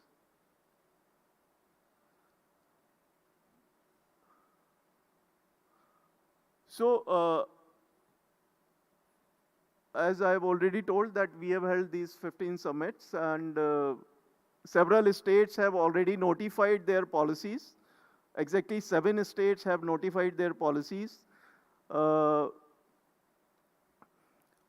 And we are requesting investor to submit the applications. We have already created 7 RVSF, and I am very happy to tell you that the first RVSF was established in Gujarat, and Gujarat, in fact, we have approved 3 RVSF, and 2 are already operational, and 1 is under construction. And remaining 4 RVSF are in NCR area and Haryana. several states have also announced their policy for promoting the investment in these two facilities, and we are chasing up other states also to announce similar incentives for the investors. Next, please. So these are the photographs of some of the facilities. You can see that CMR Kataria has established one RBSF in Gujarat, in Kheda district, and other one is in Uttar Pradesh. Next, please. This is the photograph of Haryana and Sero facility in Uttar Pradesh. Next, please. The ATS also, the first ATS is established in Gujarat by BND Energy Private Limited. And in fact, they are establishing 3 ATSs in 3 districts. And next is in Uttarakhand. So thank you very much for your patience. Thank you. Thank you so much, sir, for the overview of the vehicle scrap policy. And it is indeed a pleasure to have you on both the occasions, on the launch of the policy as well and on the international conference occasion as well. Thank you. We'll now request Shri Harshad Vora, OSD Government of Gujarat, to talk about Gujarat, a hub for vehicle scrap.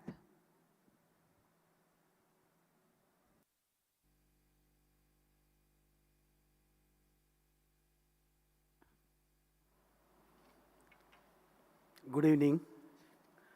My subject is Gujarat, a hub for vehicle scrapping facility. Last year, in the month of August, we have launched the policy from this platform at Mahatma Mandir. Honorable Prime Minister's quotation, voluntary vehicle fleet modernization policy is a significant step towards modern mobility with green growth. It will create a robust economy for safer roads and structured scrappage sector. Already 1 year past, Gujarat government has framed his also fitness policy. Incentive of this scrapping vehicle, scrap value, main features of the policy, scrap value of the old vehicle, 4 to 6% of ex-showroom price, concession on motor vehicle, up to 20% in non-transportation, and up to 15% for transportation. Registration fee waivers, and auto OEM have been advised to provide 5% of discount in that policy. Disincentive for usage of old vehicles,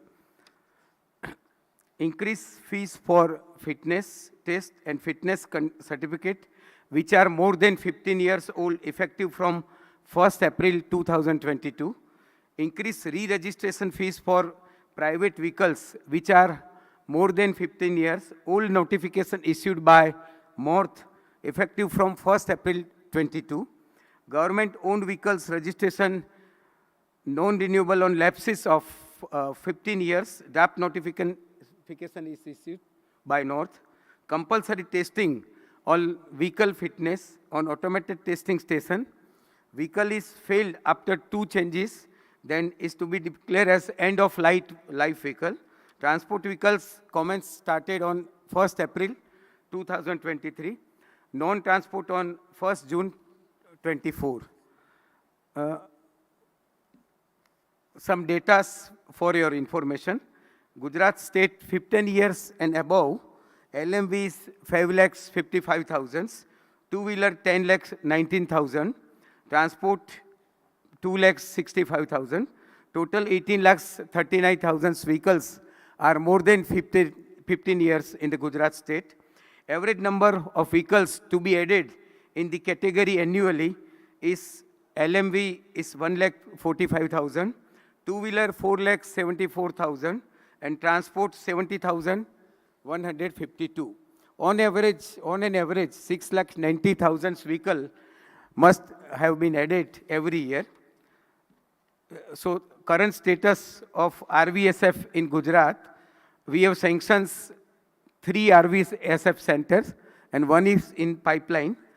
One, that is CMR Kataria, already started, I think first in India who has started his work. Second is Sucheru Recycle. Mahindra MSCT is second. He has already completed his work and given the final certificate by our office. Anjani Motors is under pipeline. In all, we have the capacity of approximately 2.5 lakhs vehicle per year for scrapping. We have announced our automated testing stations policy. Policy for automated testing station released on 23rd June 2022. Salient features of the policy is fitness test will be taken as per Center Motor Vehicle Rules 1989, Rule 81, and will be taken by owner operator automatic testing station. Eligible entry as per provisional of rules can apply for maximum of 10 centers. Land details can be submitted within 6 months of preliminary approval and final within a span of 1 year. After declaring the policy within a period of 2 months, we have given 162 centers sanction within a record period of time. We are handling the meeting fortnightly in the commissionerate. We have a committee for that. Automated testing station has been made compulsory to conduct fitness test on automatic testing stations. Transport vehicle from 1st April 23, again I am repeating, non-transport vehicle from 1st June 24. Vehicles failing on fitness test after 2 chance is declared as the end life vehicles. 162 ATS have been granted preliminary approval for establishment of automatic testing centers. Capacity of 84 lakhs 48,000 vehicles annually in Gujarat. Where ideas converse, opportunities inverse. Gujarat investors preferred business destination. कुछ दिन तो पधारिए गुजरात में, खुशबू गुजरात की आप सबने सुना होगा. Macro economics indicators of the Gujarat, I am highlighting some of the points. 9% of the India's GDP. Cumulative FDI is 1.19 billion US dollar by Gujarat. 80% of India's industrial output with 11% of India's factories, which is 28,479. 35% share of manufacturing sector in state GSVA. 21% share in India's total export. Number 1 in exporting state of India. Submitted substantial base of MSME, which is 8.3 lakhs. Pioneering state with many, we are first in many ease of doing business ranking 2022 by DPIIT Top Achiever. National Startup Ranking in 2021, 19 and 18 best performance. Logistic Performance Index leads in 2018, 19 and 20 first rank. Niti Aayog's Export Preparedness Index status 2020 and 21 first rank. Good Governance Index in 21 first rank. Proactive government committed to ease of doing business. Least governance is the best governance. MSME Act comments in the year 2019. Investor Facility Portal has been developed by Gujarat government. Over 10 lakh application across 20 state departments processed on the portal. Dedicated investor desk to handhold, facilitate and assist companies investors. Single window clearance under this has been started. In the year 2017, Gujarat Single Window Clearance Act has been commenced. Compliance reduction among top 3 states for minimizing compliance burdens with 2,617 complaints removed, including 3,404 business-centric complaints and 213 citizen-centric complaints. Digital land bank has been created. There is a land bank under collector's guidance in the district. In big project, we have big issues of land, title of clearance, non-agriculture, NA करने के लिए बहुत problem होती है. So we have created a land bank. Digitized land bank is here in Gujarat.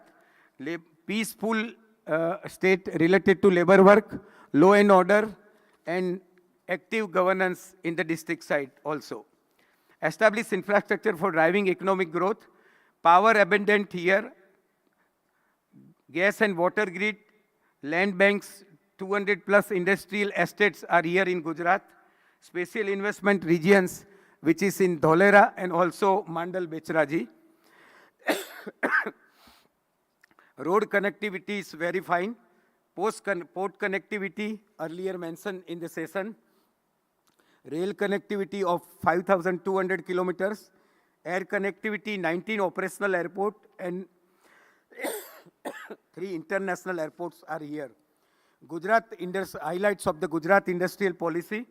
Capital subsidy for large industries, incentives to MSMEs, research and innovation, relocation incentives, government land for long-term lease, development of industry park, common environment infrastructure, assistance substantial manufacturing, development common industrial infrastructure, and skill and training support center in the various area, particularly also in the Alang area.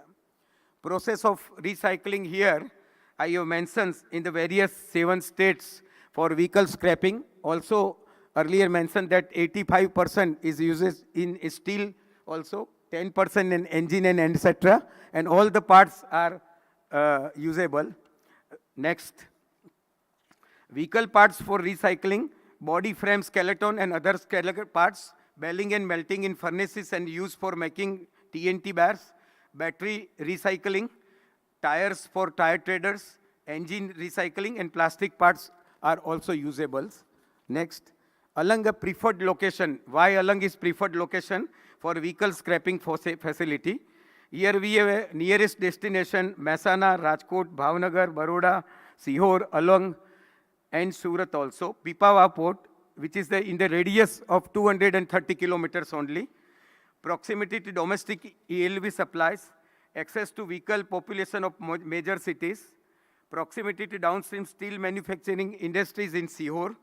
Sihor is 80 induction furnaces factories are there, 60 kilometers from Alang, 200 shops dealing in secondary ship spares in Alang, proximity to waste management, waste generated can be treated as Alang ship breaking yard, proximity to train main power available at Alang ship breaking yard, over and above 2 lakh and more than vehicles are available in these areas. Next, readily available existing ecosystems are there, availability of downstream value chain players, common infrastructure for development of ATS and RVS, experienced industries and player and technical supports are there, skilled laborers, housing facility, healthcare facility, regulatory support of Gujarat Maritime Board for establishment of VSF. Related to this, Gujarat government has declared his electrical vehicle policy, which is the leverage to scrap policy, launched in the month of July 2021. EV subsidy is given under this scheme for 20,000 for two-wheelers, maximum 50,000 for three-wheelers, and 1,50,000 for four-wheelers. Plan to distribute subsidy up to 2 lakhs EV owners up to 800 crores. Already distributed subsidy is 64 crore, 26,000 beneficiaries is given. Regularly subsidy review is done by commissionerate on fortnightly basis for RTO. Increase in electrical vehicle sales is 4 times after our declaration of policy in Gujarat. Target to establish 250 EV fast charging stations across Gujarat by incentivize by 20% capital subsidy up to rupees 10 lakhs. So Gujarat has given the ideas and done his work also. Lot of work is yet to do. फिर भी जैसे गुजराती में हिंदी में बताया है कि सिर्फ हंगामा करना मेरा मकसद नहीं है, कोशिश मेरी है कि सूरत बदलनी चाहिए। भारत सरकार के साथ साथ ताल मिला के गुजरात ने रिकॉर्ड ब्रेक समय में ATS अपने सैंक्शन किए हैं। आगे बहुत ही लंबी मजल है, जिसके ATS सैंक्शन हुए ये भी यहाँ पे दोपहर के सेशन में बैठे हैं। बहुत ही मेरिट के साथ, एथिकल वैल्यू के साथ आगे आपको काम करना है। ऐसा ना हो कि आगे माल प्रैक्टिस शुरू हो जाए, सेंटर बंद हो जाए। RTO में जो आ रहा है सभी बिजनेस आपको मिलने वाला है, तो आप सबको भी मेरी शुभकामनाएं। We are also thankful to shipping ministry and MORTH for providing us this opportunity before 1 year, and today, again, thankful to all of you. Thank you. Thank you so much, sir. And we wish Gujarat again a very best of luck for making this vehicle scrap policy a big, big success. Moving on to the next speaker, I would like to welcome Shri N. Subramaniam, Scientist, D, Joint Director, Ministry of Environment, Forest and Climate Change, to talk about environment management for scraping industry in achieving zero waste. Over to you, sir.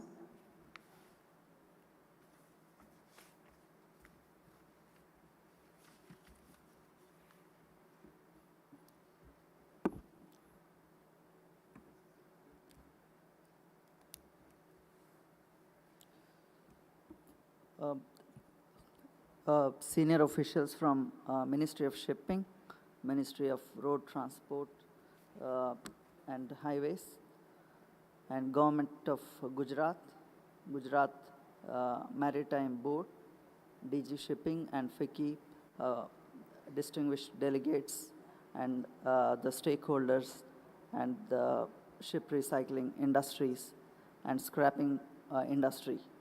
Very good evening. I am Subramaniam from Ministry of Environment and Forest.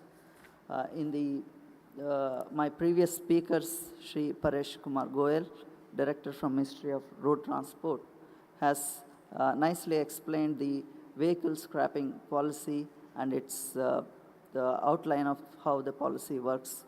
In a nutshell, the policy aims to bring the scrapping activity into formal sector and incentivizing the persons who deposit their end-of-life vehicle to the scrapping facility. They get the revenue out of it. Now, I would like to give perspective of Ministry of Environment and Forest. While doing this scrapping activity under the RVSF rules, notified by the Ministry of Road Transport, how the environmental protection is taken care while doing these scrapping activities. Before we go into the RVSF rules, I would like to just mention few environmental regulations which are relevant to the scrapping industry. Under the Environment Protection Act, hazardous waste and other waste management and transboundary rules are majorly used for any scrapping industry. State pollution control boards pollution control committees of these states, the authorization is granted to the scrapping centers. RVSF rules have also acknowledged that the scrapping center should have the consent to establish or consent to operate under Air and Water Act. There are other few rules, battery waste management rules, e-waste management rules, and EIA notification, which are indirectly connected to the scrapping centers. Next. With respect to the recycling environmental clearance, only the metallurgical industries, ferrous and non-ferrous, like steel industry, require prior environmental clearance from Ministry of Environment and Forest. However, the recycling industries such as scrapping facilities or any waste recycling units do not require prior environmental clearance under EIA notification. As I have already mentioned, under the hazardous waste management rules, an authorization is required from the concerned SPCBs. Next, please. In terms of our previous speakers have already mentioned Basel Convention number of times.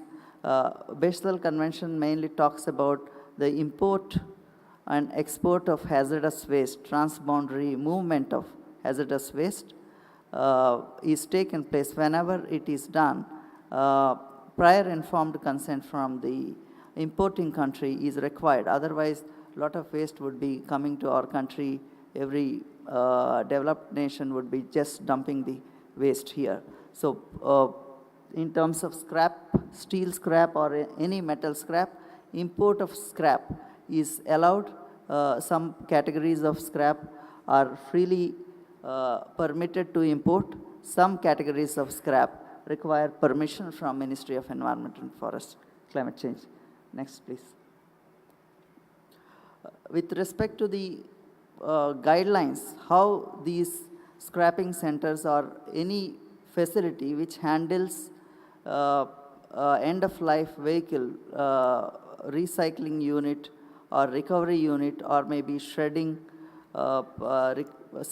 segregation, all these units, how these units should be functioned in environmentally sound manner. Guidelines have been prepared by our technical body, Central Pollution Control Board. Subsequently, there are also several SOPs guidelines, time to time prepared by Central Pollution Control Board, how to utilize certain kind of wastes in different processes.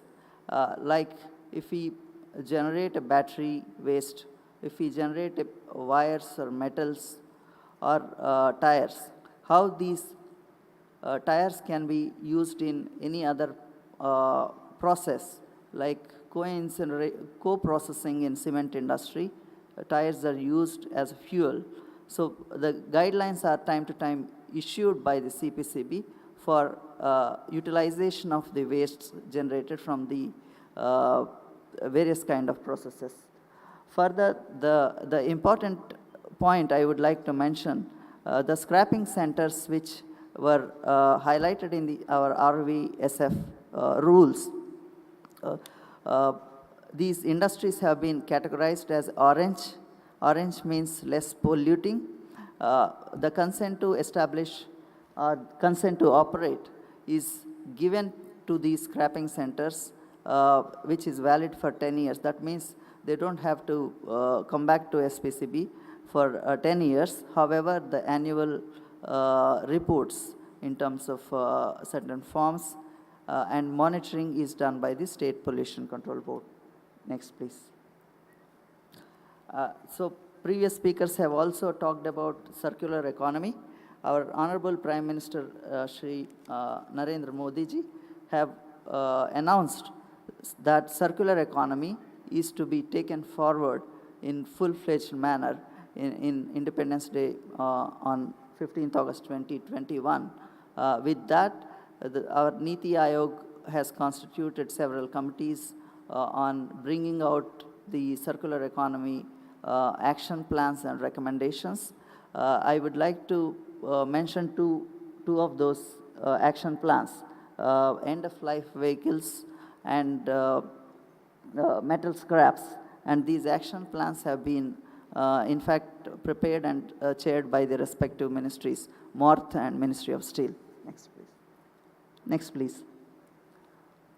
In terms of end-of-life vehicle, these are the final recommendations which Ministry of Environment and Forest is going to act on these recommendations. One of the recommendations is regulatory framework for mandating EPR and recycling targets.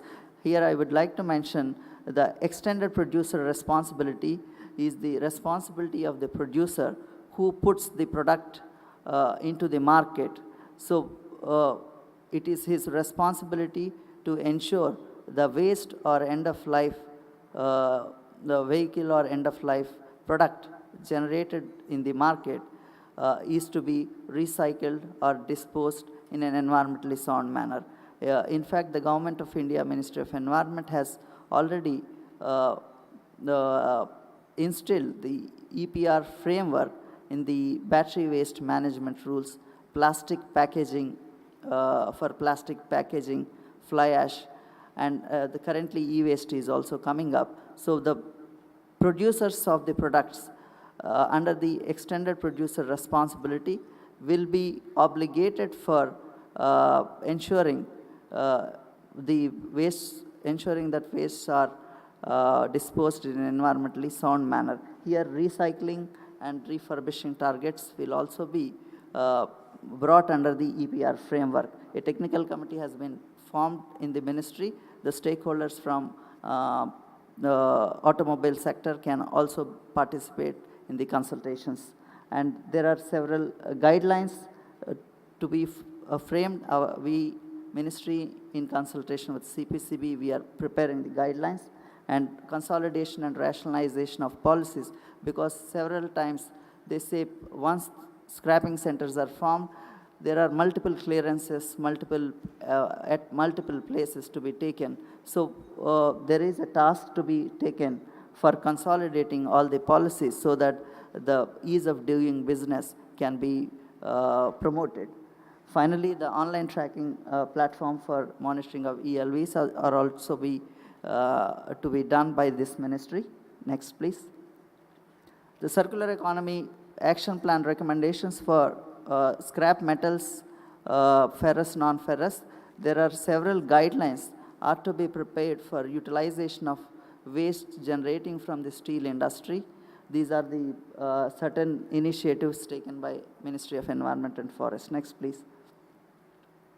So as I have already mentioned, RVSF rules have taken care of environmental aspects and adequately addressed environmental norms to be followed, and wherever environmental concerns are to be taken care, they have either tagged with environmental regulations or connected with Ministry of Environment, Forest, or the CPCB or concerned SPCB. So with this, I would like to now end my session. I once again thank the organizers of the this conference, and I thank you everyone for giving me this opportunity. Thank you, one and all. Thank you so much, sir. It was indeed a pleasure to have you all over here. And next, I would like to welcome Shri Vikram Singh, Joint Secretary, Ministry of Port, Shipping and Waterways, to extend his vote of thanks for the session too. Thank you.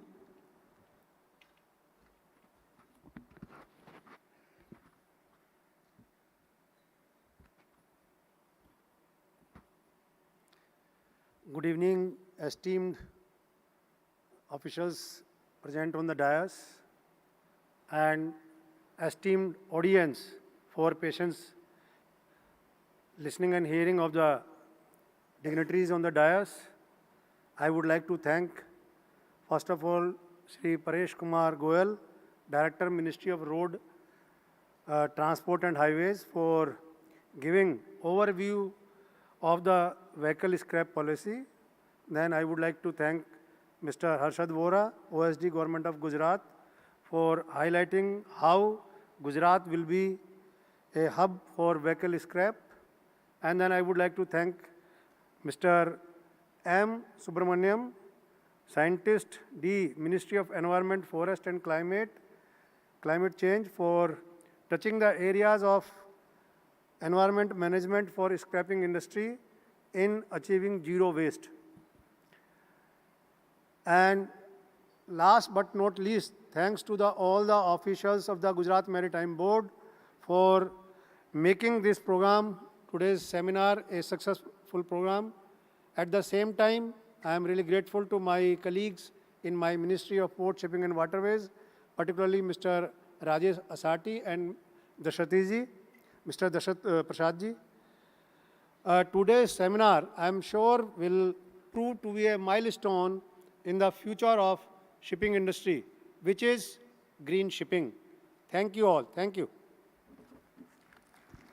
Thank you so much, sir, for your warm, thankful note. We appreciate it. We request the speakers to kindly step forward for a group photograph. And we thank the august audience, the august house, for being patient and also joining us for the whole day International Conference on Green Ship, Recycling and Vehicle Scrapping. This is Dhwani signing off. Thank you. Stay safe, stay healthy until we meet next. Bye-bye.